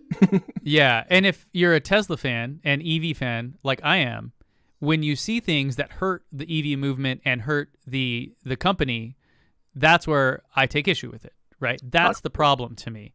Yeah. I really don't care about him or what he does or whatever. I'm not a huge fan of his. It doesn't matter, though. Right. It matters that when you have a bunch of women that work in STEM and you have this guy making teenage jokes that is like potentially the leader of the company you work at, it can be very degrading to you. And that's not okay. It's one thing, again, if he's sitting around with his buddies, drinking beer, making jokes, who gives a shit? Do whatever the hell you want, right? But when you do those things publicly, the impact can be profound. And I guess to me, and the whole point is like not to say stop doing that. The whole point is like that definitely doesn't help the likability. That was the whole point, It's like there are definitely people that get rubbed the wrong way by him on Twitter, and that doesn't help sell electric cars. And I've just right? noticed a few of the podcasts that I listen to on a regular, like just different news ones or whatever. Elon's become like not like a scapegoat almost, or like a poking stick almost of like, it's like he lost the average likability by people just because approval ratings down. Approval ratings down, and but to me it's not it's kind. I know how people feel. Again, like a lot of people would say this, that big supporters of Trump would often be like, "Well, you don't get him. He's joking around. He's blah blah." And it's the same thing with Elon. Like, yeah, I genuinely do think he's joking around a lot of the times and just being sarcastic, and the tone is not coming across. And he's right. To him and his friends are having a good laugh about it because, like, watching the world argue about what he's meaning behind it. But yeah. Is that a smart thing always to do? I don't know. Yeah, I just flashed back 10 years ago. That was a feature, not a bug, of Elon's. Right. That he was like this just kind of nerdy guy that would just kind of joke around and make nerdy jokes and stuff. And but he had this like really long-term vision for where the world could go, and it was a hopeful vision in a time when people didn't have a whole lot of hope. And I feel like, he is now the richest guy in the world, and he has transformed 2 different major industries, and he holds a lot of power. And I think he's still kind of, he's still acting in that way, but possibly a little bit worse because he is kind of in a bubble now, like rich and famous people tend to get into, I mean, he's not slapping people at the Oscars or anything, but he could, though. Let's just keep going back to that. But the point is, like, what used to be a feature is now kind of a bug. And with great power comes great responsibility. And then he's not quite adapted the way that many of us would like to see him adapt, I guess. Yeah. Like, I love the whole him prodding the SEC and fighting with them over these dumb things. Like, apparently the Twitter thing, when he didn't disclose it within the amount of time that you're supposed to. Oh, yeah, and there's $100,000 fine per day that you don't disclose it, which to him is like, who cares? I love that. I think that's hilarious because, like, sticking it to the man, like, yeah, like, fighting the government on these things. But, at the end of the day, I mean, I guess, so I like, there were other like Tesla cult members that like made videos about my video. It was that crazy. It was that controversial. And in my head, I was just like, I think I'm stating the obvious, Mm-hmm. But I guess, and so on one hand, I look back on it and I go, I think people didn't perceive it the way that I meant it to be perceived. So I did make a couple edits to it. I know, Joe, we had talked about that. Like, at one part, I had said Elon was assaulting women, and I meant to say insulting women. I just misspoke, Yeah, you got to be careful about that. Yeah, that's a... So I edited that out. I admitted that I was wrong about that. But all the main points are still the same, and I think still valid. You know what I mean? So it's funny that all these Tesla, these Elon stands, I got really upset about it and like unsubscribed from my channel, which is fine for me because I don't want to be... Like, the EV movement is happening whether or not these people like it or not. That's the weird like mind bend here is like, if you really are a Tesla fan, then you want all EVs to succeed because that's the whole point of the company. Tesla's not a company. They're an idea. And so if you're in with the idea, then you care about that. Now, if all you care about is the stock price, then yeah, when you see a Porsche Taycan, you're like, oh, that thing sucks. And let's let's troll them or whatever. Or Consumer Reports rating them low on reliability. You're going to say, oh, they're totally paid off by so-and-so. You're going to try to do whatever you can to prop them up so you can make more money on the stock price. But if you're a real Tesla fan, a real EV fan, then when you see anyone doing anything EV related, you have to say, like, yes, go you. Even if I won't buy it, even if it's not for me, even if it sucks in relation to this other thing, go. Good. Let's make more of those. You know what I mean? Like, GM is a great example. They killed EV1. They're like blood on their hands kind of thing. But the Bolt is awesome, and now that the battery recalls are happening and that's all sorted out, like, yes, buy the Chevy Bolt. It's a great car. I think it's boring as hell, but it is super practical and like, you know what I mean? So I think like if you're a real Tesla fan and you can't be a real Tesla fan and like shit on other EVs. Otherwise you're an EV hater, right? It's fine to point out like, oh, that car's not as fast as this one, but so what? It's electric. It's like the craft beer industry. When the craft beer industry was getting started, it was like Stone Brewery out here in San Diego. Budweiser would spill more beer in a single day than they would make in a whole year. So they realized it wasn't Stone Brewery versus Green Flash versus AleSmith versus Ballast Point. It's like, we're all in this together, guys. We're trying to fight against these guys. Yeah. And they won. And now Anheuser-Busch like bought all these craft breweries. So to me, that's the weird thing. And I think it's been exacerbated by Twitter in just how bots and other things kind of push people to hate each other. When really, like, I think we're all, or most of us, want the same thing. Mm-hmm. Yeah. That's fair. Yeah. Thank you for it's funny. clarifying that. It's funny when I guess it was at the Fully Charged thing. I well, in other places too. I've met some of these guys that were like the old school EV dudes that were like before Tesla really became a thing, or when Tesla was still like AC propulsion or whatever. The T0. The T0. Yeah. But it's funny because like you bring up Elon, and they all kind of do this like because they were there first. But they have to give him credit for transforming the entire automotive industry. Like, you have to give the guy credit for that. Anyway, absolutely. I think it also comes back though, like just kind of bringing this full circle again, like back to spaceflight and Tesla and stuff too, is like, there are a lot of people that like just see all of the Elon promises and the lack of deliveries on the said promises and just go, this guy's a liar, he's a fraud, blah, blah, blah. That still happens all the time. Mm-hmm. You really do have to take a good step back and not look at the day-to-day things and go, holy crap. What SpaceX is doing and what they're working on and what they have done to the industry. They're on track to launch potentially up to 60 times this year. Yeah. More payload to orbit than anyone even imagined possible in a single year. Like more than one a week. Yeah, more than one a week. Just absolutely absurd steamroller. They're changing the industry.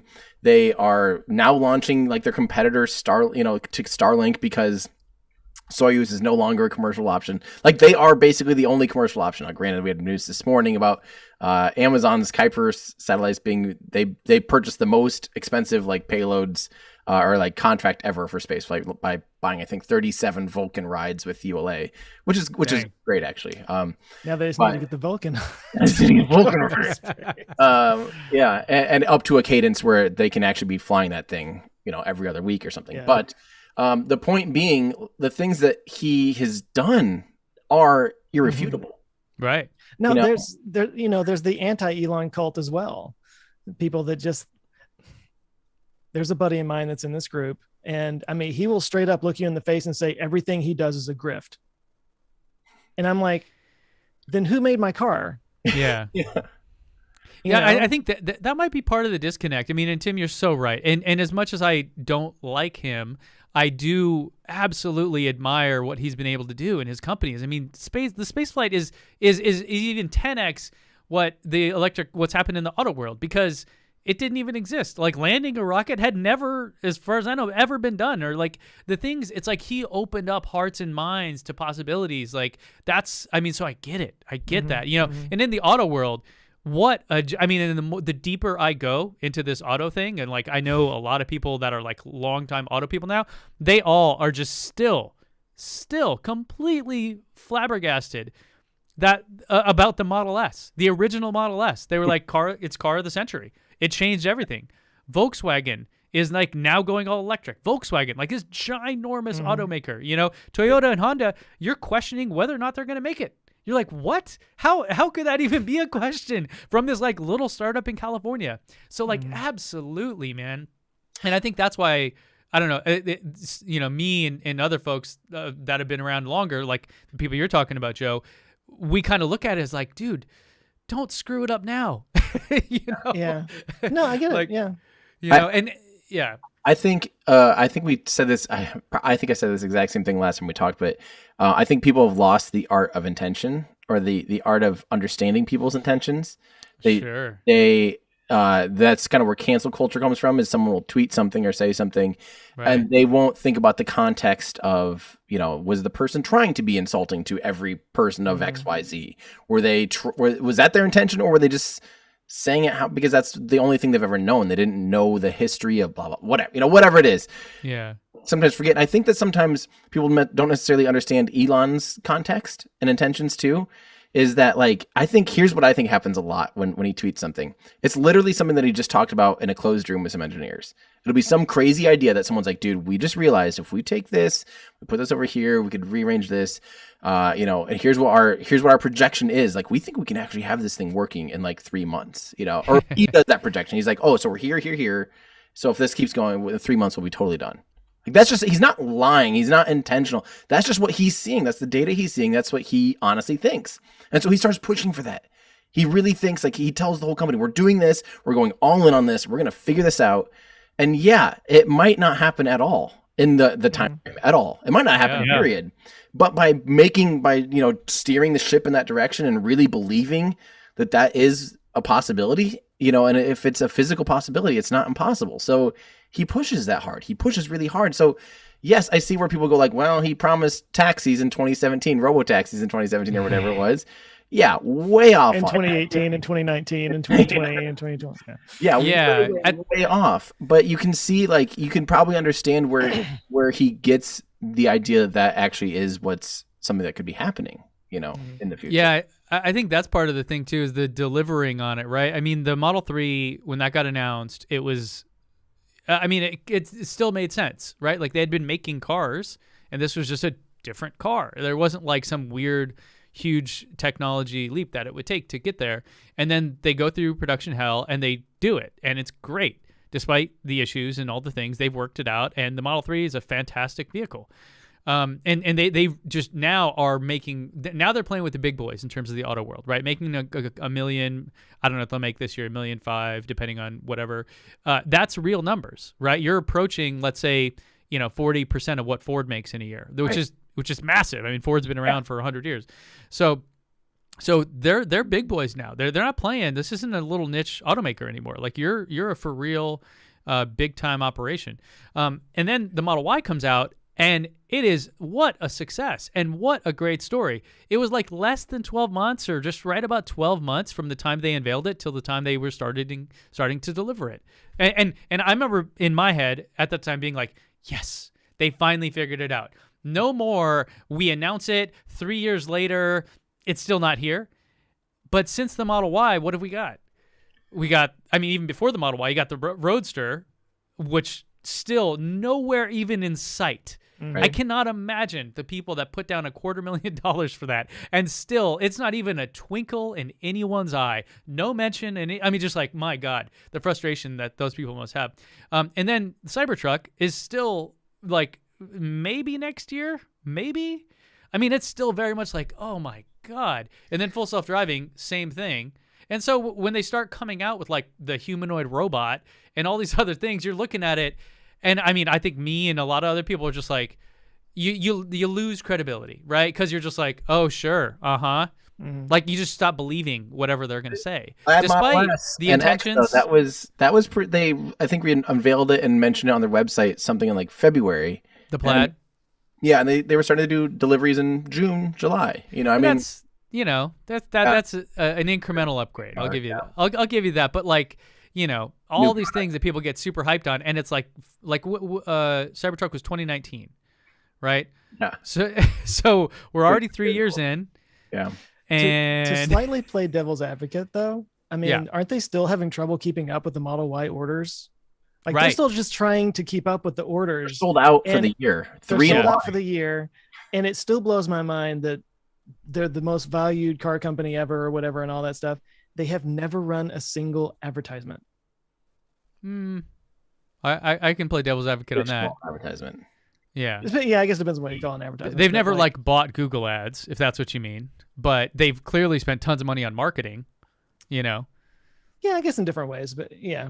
Not like an ad. But it's still mostly word of mouth. It's not. There's nobody that's like, I'm going to buy a Tesla because I saw that Tesla commercial on the Super Bowl or something. No, yeah. That's fair. That's fair. And but also to Joe's point there too, if demand is through the roof and they can't keep up with it, why you even? Maybe they shouldn't even be releasing these products or showing them, teasing. Ding, ding, ding. Yeah, that's the issue. The issue is that you say, here's this thing, and it'll be here in 2 years, and it's 4 years later, and it ain't nowhere to be found.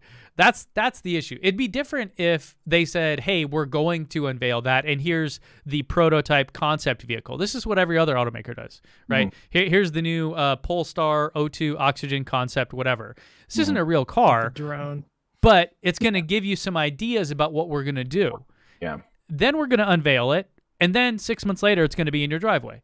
Right, like the Kia one was to me, and I don't know why people have this like weird thing, but they don't understand facts. But like, I went to the Kia First Drive event for the EV6, and afterwards I was like, they're telling me that these are going to be in people's driveways by Super Bowl, and it was like late January, and I'm going, that's incredible. Now we'll see if it happens, but that's incredible if they do it. Then lo and behold, they deliver them before the Super Bowl, and then a couple weeks later, I get a loaner in my driveway for a week, and I go look as a part of the video, like, let's see how they are. I just go into my little San Diego Kia dealer website. Bam, there's 9 of them within 5 miles of me. And I'm going, that is amazing, and everyone's pissed off about it. And I'm like, why should you be mad about that? Like, that is so opposite of what all these other automakers do. I mean, even look at Rivian and Lucid, like they're delivering now, but still it's just kind of like piddly little, one truck here, 2 cars there. So I don't know. That to me is the disconnect, right? It's different if you just say, here's a concept, and then when we unveil it, 6 months later, you'll have it. Yeah. Cool. Like that's, I think people can deal with that. But when it's like 4 or 5 years later, and then you start coming out with more new stuff, it's just like, dude, whatever. Like, I just don't believe any of it. You know what I mean? So I did want to just kind of give you some credit or whatever, but your video where you were talking about, again, that humanoid robot thing, which I just don't even know. Optimus, is that what they're calling it? You made the video where you were talking about how they've kind of changed their slogan, their mantra from their mission. Thank you. Yeah. From advancing the development of sustainable energy to now kind of robotics and AI. Like they've kind of shifted their focus in some way. And I'm kind of on the fence as to whether that's a good or a bad thing, but I do think it's worth calling out that they do seem to have pivoted a bit. I mean, that's the key thing, right? And so if you believe in what Simon Sinek says and you follow his work and line of thinking, people buy stuff from companies not because of the products, but because of why those companies exist. Apple, we challenge the status quo. We think different. We do it by making innovative products that are beautiful and easy to use. Hey, would you like to buy a phone? Right? You start with the why. Why do we exist? You identify with that as a brand, as an identity, and then you go into the how you do it. And then, Tesla's would be first principles thinking, basically, challenging everything. Why can't we do that? Extreme innovation to, hey, would you like to buy a car? The car happens to be the product, right? But it's not the why. And so now if they're losing their why of this sustainable, let's make the world a better place thing to let's solve labor shortages, I guess.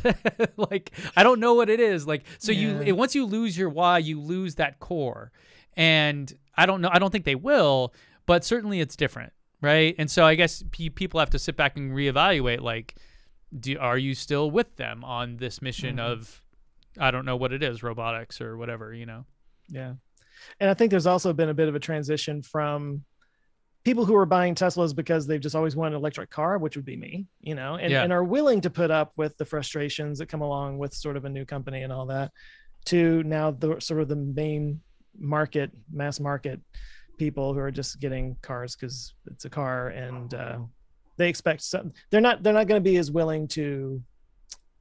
They're not going to be as patient about that kind of stuff. Yeah, in the crossing the chasm analogy, which is about technology adoption, that's the chasm you talk about. And on the left side, the early adopters, whatever, are the people that will put up with this. And then on the other side of the chasm are the people that won't. Right, like the first versions of the iPhone had all kinds of problems, right? But they were super hot tech, whatever.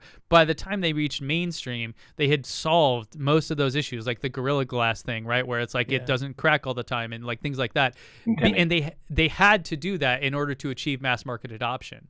Right. And so that's part of my thing with the Tesla thing is like, you can't be delivering cars without brake pads and not expect people to be like, just run far away from it, right? And now that you have Volkswagen and Ford and other real big players making very good, compelling EVs, the options abound, and that's where they could lose their lunch essentially. Yeah. I don't think they will, but to me, it was very much like my idea was like foreshadowing of like, whoa, we're seeing these things. They could be really, really big problems later if you don't start to work on them now. And instead of being like, oh, wow, that's, thoughtful ideas, it was like, oh, you're a terrible person.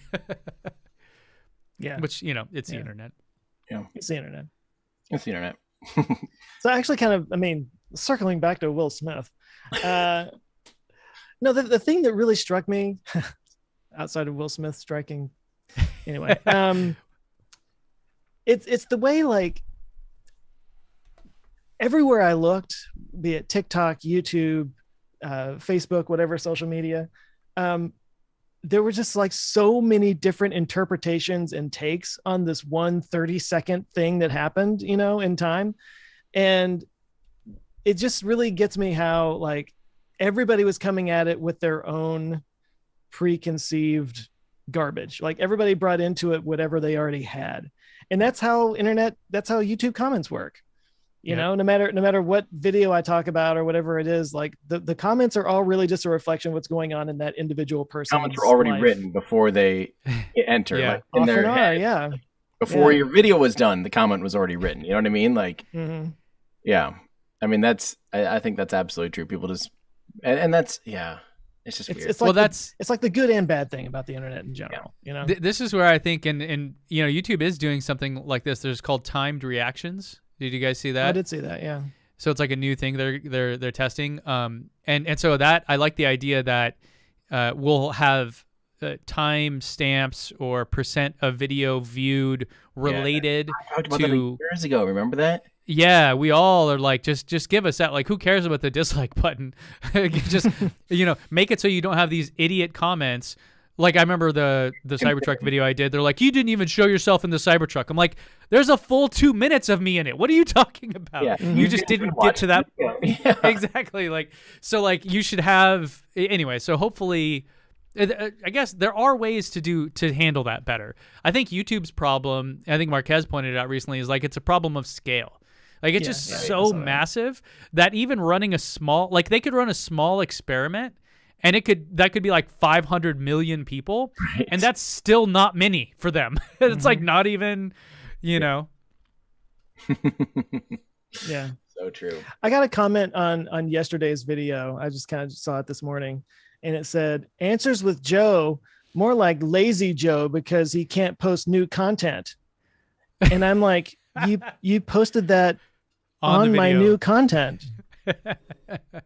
And you're one of the most prolific YouTubers I know. Like, you produce content relentlessly. What is it? What? That's what I mean. It's like, you posted this on my new content. Like, yeah. I get that for me. Yeah.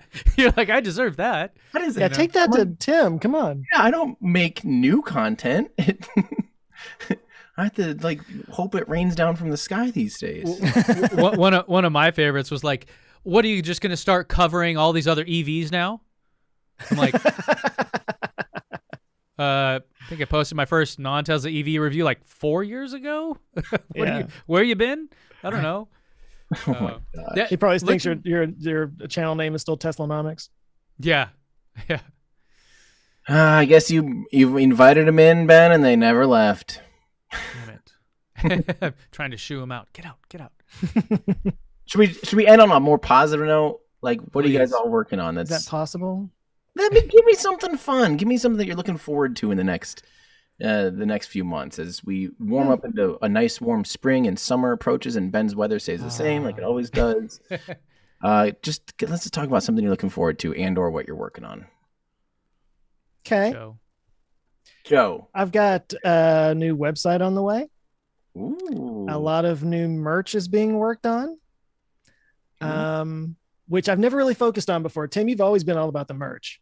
And I've always kind of been like, oh, wear a t-shirt, and if you buy it, I'll make $1 off of that or something, But we're actually going to put some effort into it soon. It's hard. It's hard. but it's all new to me. So like Nebula actually has their own sort of merch store, so I've already got a couple of things on there. Um, I've got a few different lines of things that I want to do. I'm pretty excited about. I can't announce it all just yet. like But just it's getting coming. beyond like just regular, like just a t-shirt. Like you've got some cool things in the works. Well, there's going to be some more interesting t-shirts on the way. I have an idea for like a journal for people to buy and kind of like a productivity journal kind of thing. There's some books in the works. I want to do a whole line of stuff on the Zoe cult. Yes. My Our Lady of the Eternal Chunk line of products. I want to get like a votive candle, like the Jesus candle, but with Zoe on it and stuff. I'll put it right back there. That would be fantastic. I want one myself, actually. People will be like, what is that? Yeah. Pray to her eternal chunkness. We booked a trip to Ireland this summer. Oh. Never been, so Yeah, looking forward to that. great. You're gonna love it. I am kind of happy that travel is starting to happen again, and I can do things like that thing in Houston that I just went to. But also, oh, by the way, my flight got canceled on the way back, and I took a bus.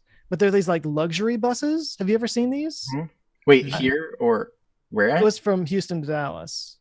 There's a bus line in Dallas or in Texas. There's one in like I watched a video on one like going from like DC to New York, and it's like a luxury bus with like probably Wi-Fi and like cappuccinos and stuff. Yeah, was it like like an attendant walking around with snacks and food and stuff? And, oh wow, was it nice? I may have to do a video on it or something because it was interesting. I had the flight down and then took the bus back, and so it's like, considering the time it took to leave the house and get to the airport, go through security, blah, blah, blah, blah, blah, blah, blah. Right. The flight itself was only like 45 minutes, but the entire thing was like 30 minutes shorter than taking that bus. Right. And it was much cushier, like first class kind of seats. Are there the floating seats too? Did you have those? These rattled a bit. That was the one thing against it, because I did have my computer out trying to do work, and my fingers kept like hitting the keys. You know, this is one so thing it could have been a little bit smoother. Like, I have seen those. Stabilized, and it's like it's crazy. You have like a gimbal you're sitting on. Yeah, cool. This wasn't like that, unfortunately, but I've seen those before. Yeah. But it was neat. It was it was neat. That's sweet. That's super cool. Anyway. I do that with Arizona. I just got back. I went out. Well, and posting this Thursday is the Hummer EV review. So I was out in Arizona driving that thing, and the thing that was, it's the same thing where it's like a 45-minute flight that cost $400 for some stupid reason. I have no idea why. And yeah, you get to the airport an hour early, you do all that, and in the end, you save like maybe 30, 40 minutes. And so I drove and did all that. I did get a flat tire on the way or after I got there, which sucked. But anyways, by the way, I don't know why I didn't know this. Discount tire for the win. Just straight up went there. They fixed my tire. $0. Don't worry about it. Head on out. And I'm like, what? Discount tire is the shit. Dude, I had and Tesla was like, yeah, because I had like AAA and then I had Tesla roadside. I was trying to figure out what to do. And I talked to a buddy, and they were just like, dude, just drive to Discount Tire. It's 2 miles away. You still got air in your tire. I'll come pick you up. Tomorrow we'll go get it fixed. And then thinking I'm gonna have to buy all this, because Tesla was like, oh yeah, we'll tow you to a service center, and then tomorrow we'll get you a new tire to be about $350.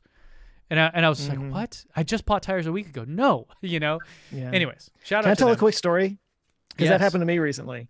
My wife and I, we were going to just a nearby town called Granbury. There wasn't anything there, but there's a lake. We stayed at this lake house. Just got out of town for a couple of days. But we were driving west on I-30. Right across from Six Flags, bam, hit the biggest pothole I've ever seen in my life. Blew out a tire in my Tesla. And so I'm like, off to, get off the road. And we just kind of like made our way to a little hotel parking lot. And she has AAA, and I called the Tesla service people. AAA got there first. The Tesla service person was really cool. Like they were really nice on the phone. And it was funny because she's like, what is well, first of all, super impressive. I call her up, and the very first thing she says is, it looks like you have a low pressure in your right front passenger tire. And I'm like, dude, that's really cool. Like, I didn't even have to say anything. And then she asked what the nickname for my car was. And I was kind of like, it's Electro McWheelie Pants. and she kind of laughed. She was like, "Do you know how many cars I get that are like Tess or Tesla or Tessie or something like that?" Yeah. And I thought of you, Ben. But anyway, so a tow truck guy came and picked us up. We were the third car that he had towed that day from that same pothole. Oh, damn. No. He took us to Discount Tire, which was, like you said, like a couple miles away, whatever. We were the fourth people there from that same pothole. Oh my gosh. And I'm just sitting there like, you've got to be kidding me. So we're sitting there waiting. While we're waiting, another guy comes walking in. Like when we first pulled up in the tow truck, literally the guy just like walked up, was like, pothole on I-30. It's like, can we ban, like, if I was a lawyer, I would just like sit on the side of the road right there and just collect people's names. You know, it was ridiculous. Anyway, so that was my flat tire experience there. Do you get to file a claim against whatever Texas Department of Transportation or whatever? I mean, I probably could. I don't know how that works. If it seems like it's more effort than it requires, but and with the repair, it's probably not worth it. Well, so I can afford it. And I kept sitting there thinking all day long about all the people that hit that pothole that day that couldn't afford it. That probably, ended their ability to pay their rent that month. You know, it's ridiculous. It really pissed me off. Yeah. That it was that bad, Half the time I'm mad about things. That's why, because it's not because of me, but it's because of like what this could mean to someone else. Well, yeah. Yeah. Okay. Positive stuff. Oh yeah. Hummer EV video coming out. Excited about that. It's a total. I partnered with a legit filmmaker because we've talked a lot about it. I have this ambition to really make the best like EV review videos on the internet. And now the irony is like you have all the like Tesla niche type stuff, but like the real auto world is getting involved, and like most big time auto reviewers are there. And holy cow, am I like a small fish in a big pond now? So I'm just trying to push on that, really trying to up the ante and all that. But so what that means is fewer videos that are hopefully way, way better and way more engaging. I'm still going to make more videos than Tim this year. That's a guarantee. We shall see. But yeah, so I got that. Then I got the Aptera video coming after that, which I got to go drive, which is absolutely nuts. I really want to do that. Yeah. You don't want to actually ride in the one that you see because anyways, you'll see in the video when it comes out. And other than that, yeah, just trying to prep for summer. I'm hoping to take summer off again, spend it with my kids, which is last year was just such a great thing to be able to do. So cool. Yeah. Trying to hire more people and work less. Yeah, I need to get another editor besides Andrew and myself, because both of us right now are going to be on the road for the next like 2 weeks. And luckily I've been editing from one of the new M1 Max, like 16-inch MacBooks. Honestly, like it's better than my desktop. So speed wise, I'm like preferring to edit on that anyway. So that's good. The problem is I can't voice over there. Like I can't do voiceover on the road, obviously, without it sounding like it does now for YouTube probably. Yeah. And then the other problem is right now I'm locked out of some of the After Effects in the video that Andrew and I were working on because he did these new plugins. And with like Adobe Premiere Link or like the dynamic link, literally will not let me open the project, period. No matter what we try and do. Like so if I have like things I'm trying to add to the After Effects stuff, I can't access it. So I'm kind of like crap. So I'm kind of like now relying, like he's doing a show for 10 days now, soccer, for ESPN. And so, he's like stuck not being able to help like finish editing too much. He can work some of the times, but that being said, like I'm almost done with a really long video that I'm really excited about. Really I love how I'm always hyping how we're upping the production value, but wait till you see it. It's like, dude, it's already up here, man. Your quality is like through the roof. We really hit a nice stride with the last video I put out was about rocket engines melting. And like, we really just went all in on these like newer 3D animations using Casper Stanley's awesome work, who's a really good visual artist. And so we're just integrating him more and more into the editing process. And it's like, it's awesome. So we had to do a lot more so this video is going to be like 55 minutes long. It's going to be all of the engine cycles, like how rocket engines work, comparing like all of them, all of the pros and cons, just kind of like weighing them all together. If you understand this topic, you'll really understand rocket engines. So between this and like the why don't rocket engines melt video, and then I'm going to do a video about injectors and a video about how you start a rocket engine.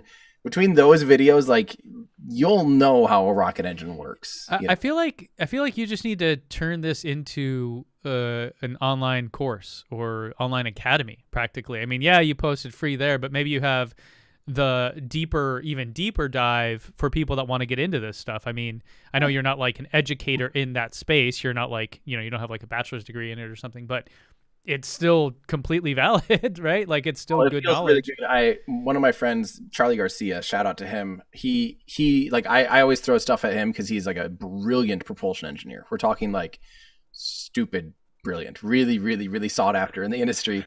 And for him to like, so I'll send him a script and stuff, and he checks it over, and a couple other people. I do that with a handful of people. But when I got like, when we started sending him some of the previews of like the graphics and stuff we were looking at, he's like, dude, this is going to be amazing for the community. He's like, I've never seen this well laid out and drawn out. He's like, this is huge. And I was like, yes, that's what I want that. I want that for the average person, So if this is an expert thinking it's like easy to understand and in a way that it's never been done before, then that makes me really excited. So between that and the van, building out the van, and hopefully covering launches in Florida, Texas, and California this year, it's going to be super fun. And then Yuri's nights are coming up the next 2 Saturdays, one in California, then in Florida. So maybe I'll see some of you guys there. And Are you going to wrap the van? We know what I'm going to do, I think. I'm going to actually rhino line the outside of it. On the outside, really? Have you seen that where people do like bed liner spray on the outside? Because the old decals are like not coming off like at all. The previous owner, the guy that like prepped it for sale, he spent like 10 hours and got like a third of it. So I'm like, no. And then you can't wrap it. You can't repaint it without, you could repaint it if you like totally sanded it. Yeah. I'm thinking like a tough spray job like that, like make the thing, people are doing that now with trucks, where you spray it and stuff. So, Ben Price, our old producer of this show, he basically doesn't do any social media anymore, and he has a company called Vominos Vans. Yep. And this is what they do. They do more of the van life kind of build outs, but like he does paint jobs and everything. Like he has a crew in TJ that does paint jobs, and they are amazing at it. So I thought about if you need resources, hit him. We're going to build out the inside of it too, and like do hit him up and everything. And like, I thought about hitting him up because I was like, dude, he could even just help you, like probably with advice or something. You know what I mean? Stuff. Yeah. Come spend a summer out in San Diego. Yeah. I like that. All right, boys. Dope. Good seeing you guys. Hopefully I think I'll hopefully see each of you here in person relatively soon. So maybe I'll swing down to San Diego. Yeah, let's go for a ride. I hope so. Yes, let's do it. And to everybody watching and commenting, thanks for watching and being here. My God, we haven't done anything in several months, and you guys are still here. That really means a lot to us. Maybe we do a live show again someday. Like in person, that'd be great. Yeah, that was pretty fun back in the day when we did that. Oh, like live in front of people, not a live. We've done Texas, we've done California. Sounds like Iowa's next. Yes, I would love to come out there. If you're ever there anymore. It's true. Or Florida, maybe Florida. Yeah. Maybe Florida. That'd be fun. That'd be really fun. All right, guys. Thank you so much. Thanks everyone for watching. Love you guys.